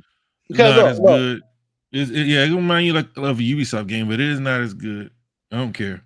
They put narratives, right? They put. I didn't wear Spider-Man underwear when I was a kid, so I don't have any affinity for it. All these blockades, Game Heroes, is to keep Xbox from shining. All these things that are put up in front, they're for Xbox. Forza Motorsport 5 should have been Gotti. No, only Forza Motorsport. It's something like listen. FH5 should have been Gotti. No, it's something else too. One game of the year, I won't be mad either. Right. This notion that a game, I think Psychonauts is better than It Takes Two. I don't care. Yeah, it was. I beat Psychonauts still. That was one of the best games I ever played. Agreed. I won't be mad. Power. What's up, man? 0 Pound in the building. Welcome, brother.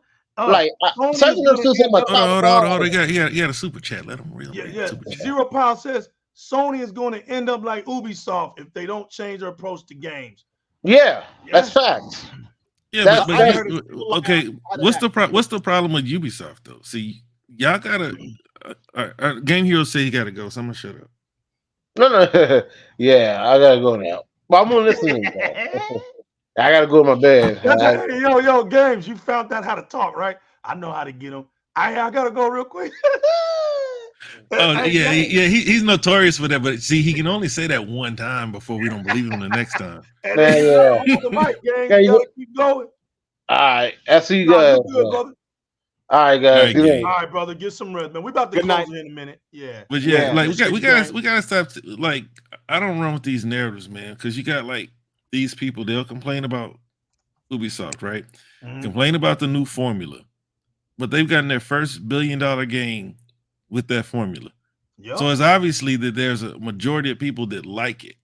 The gamers, the people that, some people like the old style, and we'll see how many of them there really are when Mirage drops. Right. Because like all those games, Black Flag, like good games. Right. But none of them had the success of Origins, Odyssey, or Valhalla. Right. So it is what it is. But like I don't have a problem with Ubisoft. What it is they fell into the same trap that Bethesda fell into. The only difference between them is they're not trying to sell it. I guess Tencent may be waiting to buy into them but Bethesda was falling off. Obsidian was about to take that leap, right? Yeah. Avowed was supposed to be a multiplayer game, and they put out that, I don't know if it was an email. It was an email by one of the staff members, and they were like, "We need to stop chasing trends and create trends." Yeah, create trend. That's it. See, because These are you facts. know, they had what was that, Ghost Recon Wildlands? Like, that game wasn't what it became, a big hit. And so then you start chasing that kind of money. Oh, Realist, hold on, brother. You said a jewel, man. That first one was revolutionary, man. Which one? First one? The What? the Wildlands. That was revolutionary, man. Yeah, but it didn't catch fire until later. Right. That's why we don't have a new one. Yeah, see, man, I was marveled at how you can, man, that game. See, that's what I'm talking about, Realist. This generation, man, is weird to me, man, because when you get a game that changes dynamics, you walked around the whole terrain of Mexico, man, right? The real time was going sun up, sun down, and about the drug game, the crime lords, right? And man, they had day night cycles. Right, day and night cycles, and you can go in with your squad, right? You turn the night vision on, you use your infrared, you got your silencers, shooting them headshots. You had your drone, so your drone take out the generator, shuts all the power. You can shoot all the lights out, make it dark, and then you go in, or you can just go in, run in, ambush. Now watch, you can send signals to your AI when you don't have people playing with you. Realize I'm done, bro. These cats, man, you know, I don't know, man. I just don't know, man. And then when the next one come out, it's downgraded. I got the other ones. I was ready for an experience, and I was like, "What is this shit? What is Breakpoint?" Yo, man, the AI in the Ghost Recon games is so ridiculous. Check out Ghost Recon Future Soldier on the 360 in the single player, right? It's a squad of 4. You're one of the 4, right? And you know you have like the the synchronous where everybody will pick a target and then everybody shoots it at the same time. If you listen, the AI dudes is calling out every shot like you play a multiplayer game with people who know how to play and know how to do call outs, right? They call out everything like, and accurately too. This dude is walking down here. Yeah, blah, blah, blah. Exactly. Targeting him. I remember on Wildlands, he'll say, "You got a shot? I got a shot. I'm locked on it." And then you just push over and he'll shoot. Yep. It was dope, real quick. Breakpoint was their attempt at a war zone. Right. Yeah. It wasn't, because like before, like at first it's like a Call of Duty, like, the annual release type of game where you get your campaign and you get your multiplayer, and but then Breakpoint was trying to be, the online only massive multiplayer game where, I don't know, I didn't play it, but it wasn't Wildlands was legendary to me, man. I love it. I played all this DLC. Everybody who plays it loves it, bro. You're not alone. It was a game changer, man. I remember going around. I 100% all the findings because it was just different experience, dude. I could run up a mountain, bro. Literally just run up a damn mountain, get up to the top of it, look over ravines, and it's crazy, man. I remember creating my guy. You could customize your guy. I had my guy looking like Chapel from Spawn. I don't know if y'all remember Chapel, man, but Chapel was raw to me, bro. Put the skull on his face. I fatigued him out. Right. I had him all vicious and had tats on him, and I went out there, man. And I love that game, bro, because you could do whatever you wanted to do. And if somebody didn't want to play with you, but that's not the type of things that this new age gamer appreciates, right? I know, fam. You get a game like Prey, Starfield. Well, people are riding Starfield, but they won't fully appreciate Starfield for what it is, like the ability to really do whatever you want to, just about, right? Can't say do whatever you want to do, but pretty much anything you can imagine, you can do it. That's the beauty of a game like from Bethesda or Arcane, right? Deathloop, you can pretty much, it's your opportunity to be creative, and a lot of these gamers are not creative, so they'll look down on a game that allows you to be a creative gamer, to allow you to create your own adventure, right? But you talk about all these things. It took somebody telling these gamers that that's what's there for them in that game, other than them getting there, playing it, giving it the time, experiencing what it has to offer for themselves. That's the problem with a lot of these, especially on the internet. Because I talk to normal gamers. Because like I took the car to the shop. They're clueless. Was at the dealership. Dude was like, "Man, what is that? That's not a switch." Right. They're right. No. He said, "What is it?" He said, "What is that? It's not a switch." I was like, "Nah, it's not a switch, man. It's a ROG Ally." Right. Oh man, that's tight, man. He was looking at it. He wanted me to play with it in front of him. I was going to have a seat, you know. But when I talk to normal gamers, they don't understand any of the things that I'm talking about. Right. They just see a game and they play it. And you know, most of them, the first game they bring up, Grand Theft Auto. They go with the trends, but a lot of these games, it's kind of disappointing, man, because like Prey is a game that allows you to be creative in your approach. You just brought up Wildlands and all these things that you could do in it. And it's kind of sad that people don't appreciate those types of games. It makes the devs until they're told to. Yeah, it makes the devs feel like, well, what the hell, man? We put all this blood, sweat, tears for this. So they tell themselves they don't want that shit here. Let's put the next one out. You can't even use a drone, bro. You can't even use the damn drone and breakpoint. You can't. It's not even something that you can use. It was sad, bro. I'm like, bro, the things that made it great and breakpoint, it's not really there. It's, you know. But I imagine if you try to make a huge game full of online players, that'll be harder to execute. Yeah, what's that? Now that you're saying online gamers, we got that game that's coming on Xbox. What, 32-player co-op? Oh, 33 and a third or something like that. Yeah, man, that's gonna be cool. You talking about the isometric game? Yeah, you remember they had an interview on them, and no, I saw it at a showcase. Yeah, it was a showcase. It looks like Hades. Yeah. You know, you run around. I would only be interested to play with it if I saw a bunch of my friends playing it. You know what I'm saying? Yeah, it's not fun, right? It's not one of them games where you're gonna have fun if you're by yourself. That's right. It's not one of those games. I see that already. Yeah. Because he brought like Wildlands. What's that game that was yellow? Extraction. I tried that, man. I couldn't get jiggy with that, man. Garbage. Yeah, that was garbage, bro. I don't even know what that was all about, man. Hey, Resident, his computer finally went to sleep. Yeah. We up here talking, man. Listen, man, I had to do this show, bro. Slow cooked tonight. It's over. Oh yeah, 3 hours. We done hit. 6 hit me up. We're doing the show tonight. I'm like, they were legal. Like, I'm just surprised. Like, what is it that made Xbox, these so-called Xbox fans, think that PlayStation could compete with this new Microsoft? I don't know, bro. I don't even know where all the hate is.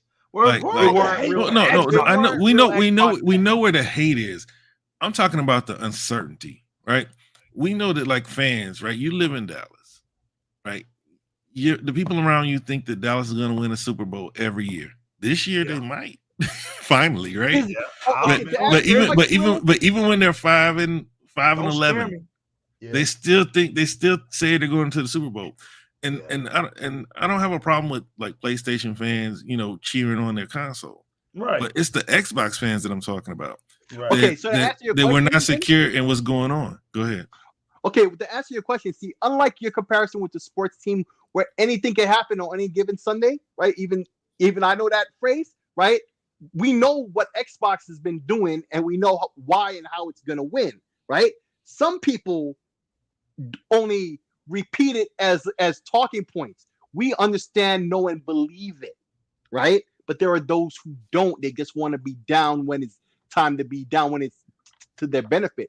That's why I was talking about those pony bots earlier when I was continually interrupted. Like, that stuff really did matter. There were some people out there who didn't hold the line. That's why, I give that credit to King David. There was a lot of people. Ain't no soldier. Right. I'm like, did you not hear all the stuff we've been talking about all these years? And all of a sudden now there's one misstep with a game we didn't even know about 6 months prior, I think, or something like that, or 6 to 8 months prior its release. Like, we didn't even know the game existed before that point. We had never heard of Redfall until they announced it or anything about it, and it was soon to be released, and it was only delayed that one time. So in fact, it was supposed to be even released sooner after its announcement than it actually was, right? So, like, you never were confident. You just wanted to be down, And as soon as stuff started looking a little sus, all of a sudden you were like, act like a pony bot. But that's just the answer to that question. But the one thing that we really didn't talk about tonight, I just want to address it real quick, right? Is this die shrink of the Xbox. This is what I've been talking about for as long as I've been on this channel, talking with legal realists and other people, right? Particularly with New Legal. This is what I've been saying is going to happen since forever, bro. Yeah. Like, this is what always happens every generation. That's what I was going to say. It always happens. They always find ways to get these chips to cost less, right? With die shrinks and whatever. You get more chips off the wafer. It's smaller. You use less electricity, thus less heat. So the cooling could be less efficient. The power supply doesn't have to be as big. All the things you see in these slides that they say. But it's only dropping to 6 nanometer, right? But remember, this is old slide from 2020, what they're expecting. And they have to plan out all this stuff years ahead of when it really does happen, right? So they're saying 6 nanometer, but this is an old thing. We don't even know if it's 5 nanometer, right? They're saying 6. But remember, even then, the numbers don't really mean anything because it's really not actually 7 nanometers. It's closer to 10, right? In actual, actual measurements. But it doesn't really matter what they call it. It's just, the lower the number, the better it is, right? And this is something I've been saying from day one. Particularly if you notice with these PS5s when we were talking about Austin Evans, right? With that first time, right? You got a lot of crap for it. Then the second time, I saw it was gonna happen. I'm like, bro, and I asked Austin Evans, and all he did was give a thumbs up or whatever. I'm like, I knew he was on it, right? Except he had missed the detail. That's something they don't know nothing about. What you sick? I remember that, right? Yeah, you that thumbs up. Oh yeah. He was heavy on that. I was calling that, and now here it is. Right? It takes a leak of all leaks that should have never happened. A leak of legendary proportions to prove me right. Apparently, it takes this much. I'm not trying to pat myself on the back. I've known this stuff since I was 3 years old. Okay, I've been doing this for 40 years. Like literally, it just makes you old. But if y'all paid attention to the details that's out there, you don't have to have the depth and breadth of this computer technology like I do.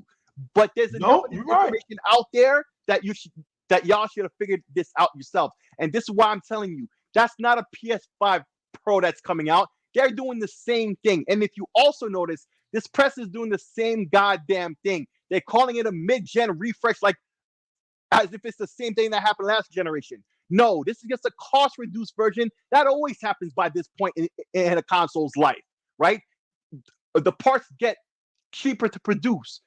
Flash prices are way cheaper. So now instead of it being 1 terabyte, it's 2 terabyte. Same thing that happened with the Series S. Instead of being half a terabyte, it's a whole terabyte for the same price. They're not even going to change the look of the case for the Series S because that's so iconic, right? It's the Series X that's the ugly one, right? And they went from one ugly design, to another ugly design with the Apple trash can. But either way, bro, they better not release no cylindrical box. I don't care what they call it. I have no reason to buy it. Have we ever had an Xbox that wasn't shaped like a box? I agree. But at the same time, I don't need one. And if you have a Series X, you don't need one either. And I'm going to speak more about this tomorrow on The Unlimited Truth because I'll be on there tomorrow. But listen, and I'm going to preface this now for those of y'all who's going to take my words the wrong way. I ain't got nothing negative to say about physical media. However, physical media isn't keeping up with the times.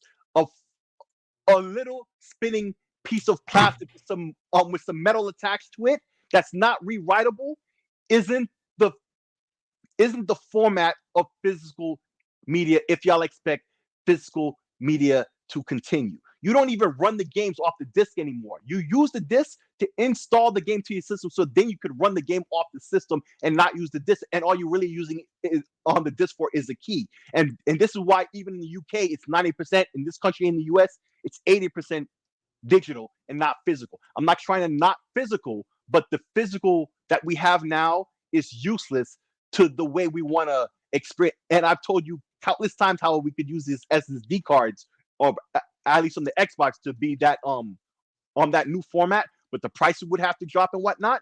But that's what it's gonna be. But we'll talk a lot more about that tomorrow on The Unlimited Truth. But once again, you should have seen this coming years away, that they're gonna have a cost reduced version of all these systems. But it seems like the choice they made was to keep the price the same and to instead offer you more for the same price. And I gotta give the credit to Realist, because he's the one who made it clear Nintendo didn't drop their prices all this generation. No one's ever done that before, not even Nintendo. Yeah, but now they finally but have. another thing too, they showed PlayStation and Xbox the way. A lot of people are expecting the prices to drop on these consoles, but they're not. Nope. They're not. They're gonna, these consoles, they may repackage them. Look at now, like you get the 2 terabytes, but you don't get a disc drive, right? Right. But it's still $500 one way or the other. Yep. But Nintendo was able to keep that same console for what, 6 years before they brought out the OLED, and they never dropped the price. Never dropped the price. Not even on Black Friday. Nope. So I think that's what we're gonna see more of, instead of, you know, the price drops like towards the end of the generation. Like if we're talking about a new Switch coming next year, and the Switch still hasn't dropped in price, I think that they've proven that the market will support them not having to drop their prices anymore. It's not what it used to be. So I don't know. This is why you see Sony trying these tricks. You know what? It's selling at $499. Let's bump it up to $550. Let's throw a game in the box in the United States. But they dropped the price, and it's like $30, right? It was like $30 that they dropped it. But there's not going to be any more of those $299 for $500 consoles. Nope. You know, you saw the what is it? The Series S go down to $250. Yep. During the holidays, but a lot of people were like, well, when the Series S goes to $199, it's good. No, I don't think I don't think they have to do that. Bro, listen, man, it's 2023. I remember in the 80s when games were less than $50. I remember a lot of people love to bring up the flyers at N64 and PlayStation 1, that whole generation. But I remember the cartridge games were up to $70 on Super Nintendo before in the generation before that. The CDs dropped the price because the developer didn't cost that much more, but the physical media was way cheaper. But over time, that caught up. So it's 2023, inflation, all of that. Like this costs more money. $1 doesn't go as far as it used to. Just get used to it, folks. You're the first person that I've actually spoken to. You paid $70 for Super Nintendo games. That's what they cost back then. Some of the highest end ones. Did you pay $70 for Super Nintendo games? I paid $70 for Chrono Trigger and an import game. So the import game, okay, so because I've never paid that much money for a Super Nintendo game. There are flyers out there on the internet. There are flyers, and I've seen them, but I've not met anybody that spent that kind of money. We got my mama got me the Super Scope 6 for my birthday for $60. So that was a game and a bazooka.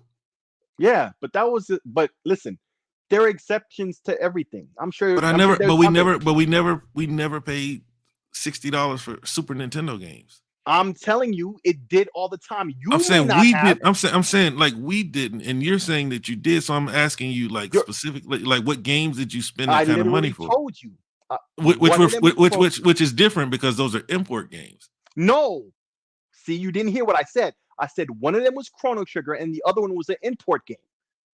So you paid $70 for Chrono Trigger in English. Yes, the American copy of Chrono Trigger. Listen. That's the thing about it. Look, I'm not saying that you're not. I'm not trying to contest anything. All I'm saying is you're the first person I've actually spoken with, because a lot of times when I ask these people where they're from the UK or somewhere else. But like down here in Texas, I've never spent $60. We never spent $60 for cartridges.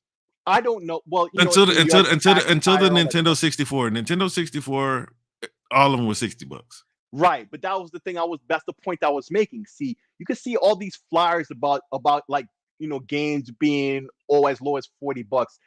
That wasn't on day one, even in the Nintendo era. NES games were $50 brand new when they the day they were released. Right, 6 to 8 months later, you might see them down by $10 less. You know, $40. right? And that would happen with PlayStation games eventually. You know, they like PlayStation games were $50 when they first came out, right? After a while, they started being 45. Tekken 3 I got for $40 day one, right? And immediately after that happened, a lot of games started releasing on PlayStation, $40, right? But it was because of the physical media, and they had gotten to that point where you know, the rules of economics and all of that, right? It started to be a benefit. But then the publishers and all that started getting greedy and started charging more, right? And of course, N64 is the obvious example with the cost of the cartridge and all that. We at least understood that, right? But generally, the industry was on discs, right? But after a while, the price went up and the development cost went up, right? And except for the 360 generation, that was the first time game prices universally went up from $50 to $60, and it stayed there for the longest time. And when they started going up to 70, even though I wasn't cool with it, I always said, it was myself and One and Wake Dragons always said, we don't like it, but we understand what it is. It's been forever since that ever happened. That was the second time in my 40 years of life of that ever happening. So I'm just like, I'm not making excuses for it, but I'm saying I'm being realistic to understand this is how it is. They're entitled to do whatever they want. Yeah. But You my just don't have problem, to choose to pay for it. my problem with $70 games, right? They found other ways to make up that $10. Right. $70 is just being greedy. $70 is testing the market. Yes. $70 is seeing how far they can go. Because they found other ways to make money through games. They're selling outfits, right? They have all kinds of other things, microtransactions that they're charging for in the game. They found ways to make money within the game. They're charging you for DLC day one, right? I remember when DLC first became a thing, people were like, so what are they doing? Giving us a part of the game and saving the rest for later to charge us more for it. People were questioning whether they were getting the full game day one, or was DLC the game that it was always intended. They just found a place to cut it off. And then after a while it became the norm. But they didn't have to do $70 because they were selling, popular games were having no problem selling $119, $99, $89 versions of their games. They didn't care. That's why I'm not in support of $70. And another thing with $70, and another thing with $70 is like they're not doing anything.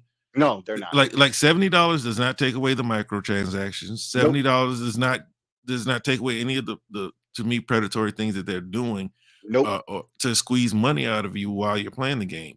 So $70 was not necessary at all, in my opinion. Right. That's why if we were getting like, and then like people think that $70 is like some quality marker. No, $70 is just the new price of doing business now. Right. So you're still gonna get boo-boo games for $70. You're still gonna get halfway done games for $70. You're still gonna get day one patches for $70. Yep. That's my problem with $70. They haven't decided that they're gonna give us more for our money. They're just asking for more money. Yep. And that's my problem with $70. I understand inflation. I understand all these things, and I understand bread is $5 now, and it used to be $2. But the thing is, we're not getting more for that. And then the bread is the same bread. They raise the prices up because they have to, but gaming found ways to make more money. You don't make more money with bread and things like that. That's why I always said, and this is why I said first, I'm not saying I advocate for it at all, but once they decide to cross that line, there was no coming back. And you can sit there and yell out in the air all you want. It is what it is. And they were going to do it one way or another. They were going to make their money. It was the same with the Xbox Live thing, right? Microsoft changed their minds on that by that night. They ain't changed their mind on nothing. They just said we'll find another way to get them. You took the words out of my mouth. Let me just finish my points when I'm saying them. That's 3 times you did tonight. But I'm just saying, I was on Ken Mega's podcast and Cognito was there, and I had to interrupt Cognito to drop the news that they changed their mind. But we all knew what it was, that they were going to find a different way, as you just said, to get that money anyway. Because we all knew what the plan was. Legal talked about it earlier, that they want to get rid of Xbox Live and put everybody on Game Pass. And they finally have done that now, right? That was the plan all along. and it happened anyway. But people want to sit there and complain and blah blah blah, make Xbox look like the bad guy. But everybody knew what the hell it was. It's the same with the $70 games. I'm not capping for it, but I already knew what it was, and I accepted it long before it happened. So I didn't sit there and put a line in the sand and said, "Oh, I'm not going to," and get all political about it, like people would do with physical games. The hell with all that shit. Hey, but see, my problem with the whole live thing is, why does Xbox have to push these weirdos into taking a better deal? Because they're weirdos. That's why. It's like, look, I got the opportunity to play 2 games that I can't stand every month, right? Because all people do is complain about games with gold, even though it's free stuff. or I can take the opportunity, because this wasn't even for prepaid customers. This was for month-to-month players, right? Month-to-month payers. So if you're paying $10 a month for gold, why not just get $9.99 and get Game Pass? And if you want to play on the internet, why not just get Ultimate? Yep. Like they have to push people into taking better deals. That was what I found like laughable. All this outrage, all this fake outrage, and then Sony backdoors a year later and does the same thing in crickets. Nobody cares. Well, I ain't gonna say crickets because there was a little bit, but it only lasted for like a day. And then everybody was like, well, they're not changing it. This isn't Microsoft, right? But the thing about $70 games is most of these companies that are making $70 games, they all have a subscription service except for Sony. Yeah. I mean, Take Two Rockstar, they only make like 2 games. They make 1 game every year, and then they come up with 1 game a generation, Red Dead or Grand Theft Auto. It's Grand Theft Auto's turn this generation. So them coming out with a $7 game, and then their quality, like, see, they would get the Nintendo seal of approval. You know, back in the day, you had to get that Nintendo seal of approval. Rockstar is going to get that every time. You know what I mean? They're going to give you a quality game. You might not like some part of a story or something, but the game is going to be quality.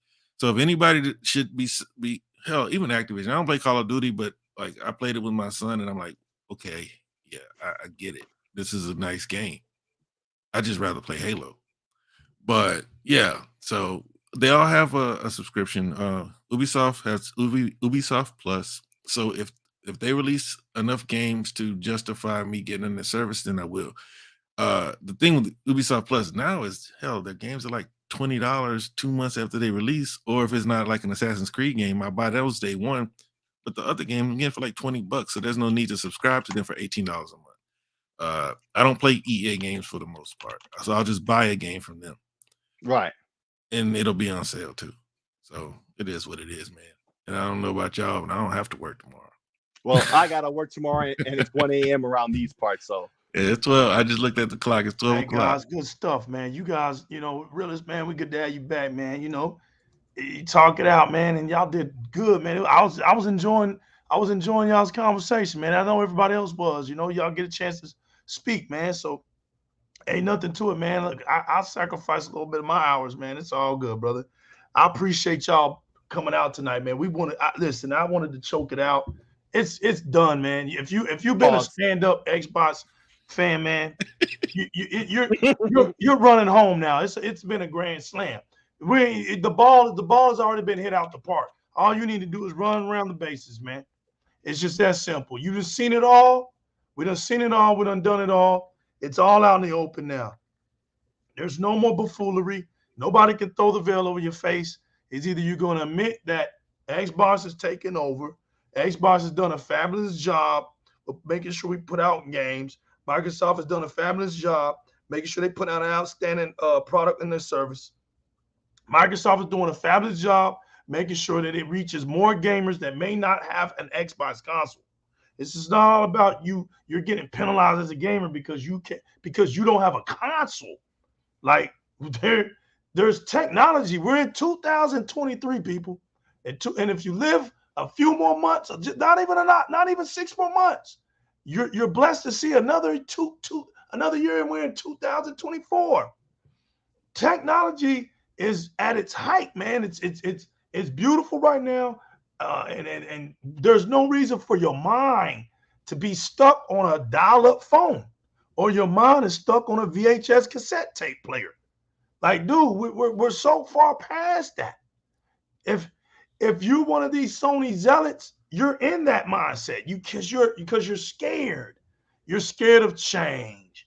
You know deep down that Sony ain't messing with Microsoft. But what you ought to be doing is put your money where your fear is at. That's all I can say. Because right now, y'all ain't doing it. You're doing Sony a disservice. Sony has been sued because it does y'all wrong, and y'all are okay with that. I don't care about y'all fussing at me all day about how much I like Xbox. Y'all ain't doing nothing to me because I ain't the company that I picked to choose to play video games isn't getting sued by its own players because it doesn't want to give its refunds to its own base and charging me an extra 30% off of add-ons and all this other stuff, man. Like, y'all are ridiculous, man. It takes a lot of faith to be a donkey. I got to commend on that. A lot of faith to be a donkey. No, all I know is them donkeys better buy Liza P. Y'all better. It doesn't require y'all gonna have to start. That's for sure. Y'all gonna. Yeah, man. Y'all gonna. That's right. It's now the problem with you guys are y'all are gonna make us out to be true about y'all. We've been saying it for years that y'all don't play no damn video games. All this time y'all been playing Call of Duty, and that's just the fact. That's just the fact. None of your exclusives ever meant shit to me. None of them. Your exclusives aren't making me run out there and get no damn PlayStation. Why the hell do I want to play a daddy sim? What I'm getting out of that, it's boring. I'm going to tell you what I'm going to do. I'm going to sleep on it. It'll take me 2 years before I beat the game. Because all I'm going to do every time I play it, I'm going to start falling asleep. That's what it's going to do. You know, I have to get challenged. You know, I have to be challenged in a way. It's got to be something that's entertaining. CGI moments and CGI sequences, they don't do it for me. That's not my style of gaming. Now, Microsoft has walkthrough games, yes, but that's not the format. So when I get a game like Quantum Break, I don't get 7 of them in a row. That's not, those type of games don't make Xbox. That's a treat. We get a good story game. All right, we over there. I played As Dusk Falls. It's not like I don't play these games, but these are not the staple point for why I picked Xbox as my gaming platform, right? Community, co-op, online, competitiveness, action, thrills, you know, showcasing. That's what Xbox brings to the table. PlayStation lacks in that department. It just does. It always has. So at the end of the day, man, cloud is here. It's been here. Yeah, you can't ignore it. You can't ignore it now. Radiance, they can't ignore cloud. See, they've ignored it. They ignored Di-RRec. They can't ignore it. Can't ignore DirectX 12 no more. You ignored cloud. Can't ignore it no more. Can't. It's here. So now now all y'all's fears are knocking at y'all's door, right? And I'm gonna keep telling me how many consoles PlayStation sells over Xbox. Keep telling me that, because one day you're gonna find out that shit wasn't doing nothing to Xbox. Xbox is on another. While PlayStation on a new level. Yeah, while PlayStation is feeding y'all console sales, Microsoft is over here with services. Got me a new shovel. You can say, well, the reason why Microsoft is doing services is because they couldn't compete with Sony and outsell them. Okay, that's your damn point. That's what anybody would do. Any smart competitor, when they realize, all right, we're not going to win this way, you adjust. So now what you're admitting is that Microsoft adjusted. Now they kicking Sony's ass. So now I'm going to flip it on you. Tell Sony to adjust. If Sony don't make it, it ain't my fault that they didn't make it. It's y'all's fault. Y'all didn't keep it. He dies. I ain't invested Sony. If he dies, he dies. Yeah, if he dies, he dies. This has been the new legal tonight with 6 Play, the realest one, Resident O, Games Heroes, Spar 117, and the Mighty Chit Chat community. Shouts to Pyro MD, Radiance 96, Crunk Ass Chris, Jeremy Brown. Thanks again, coming around from the Bahamas, man. Other Zinc, Securo King Cypher. Yeah, Fireballs, Other Zinc. Fireballs, Yup, Fireballs came through after Balls came through. AfterBuzz came through too. Rain Mr. King. G4. Yeah, Dia. Oh, Rain came through. G4. Rain G4 slid through. He slid through. From the beginning. Zero Pile came in with the donations tonight, man. Yeah, Doc MD. Zero Was Pile. it Pyro MD? Yes, sir. My man JyzalGo6 standing tall up. Hey, yeah, Steve came through for about 5 minutes. Yep, Steve Bill. Around Steve, this, Steve Bilko came through. I'm trying to get him on here, realist. Yeah, no doubt. I'm gonna try to get him as a guest. That's cool. I'll be listening to him in them ghetto ass spaces sometimes. Yeah. Steve will talk. Yeah.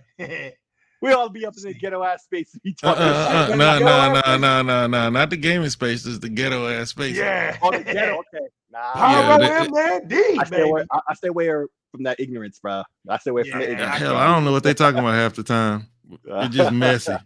No, I'm kidding. But every time. We had Day in the building. We had Day in the building. Yeah, I caught Dia. Yeah. Yeah. Let's see. Hey, which one of y'all thought Dia was masculine? I didn't. It's like I didn't know that was a girl. From day one, I knew. Dia. Stone King X in the building. Dia is feminine. Yeah. Yeah, Stone King came for about 5 minutes. Mr. Kima again. I gotta say his name 3 times, man. He'll get me this time. Mr. Kima in the building for the 4th time. Yeah, Swaggy D102. That's right. Memphis still in the building. Facts.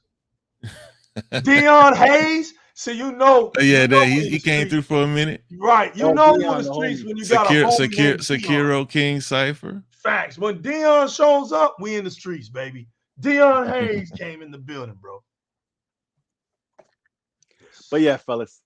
Deploy 619 in the building. Don't forget your only super chat Zero Pile. Yes, sir. I got him. Yup, I got him. Swaggy. JyzalGo6 always in the building. JyzalGo6. Yeah, JyzalGo6 always in the building. Pyro MD again because he came through with the donation. We see you, man. X Beast. X Beast came. Oh yeah, X Beast here. Swinging them bats tonight. Yeah, he did. He came swinging them bats tonight. Nene. Shane G was there. Yup. Nene. Oh yeah, Shane. I don't forget Shane. Yeah, that's been the homie for the longest. Yes, sir. Let's see. And I think that's about it, y'all. I think we hit the numbers. Let's see. Yep. Oh no, there's AfterBuzz. I told you AfterBuzz came through. I believed you. Let's see. I think that's it, y'all. Wilkin. My man Wilkin's in the building. I didn't see Wilkin. He was there. He was there. Came through. Yeah, he was there. Damn, what the Soldier was in the building tonight? Oh, say word. Yeah, he was in the building. Was it realish?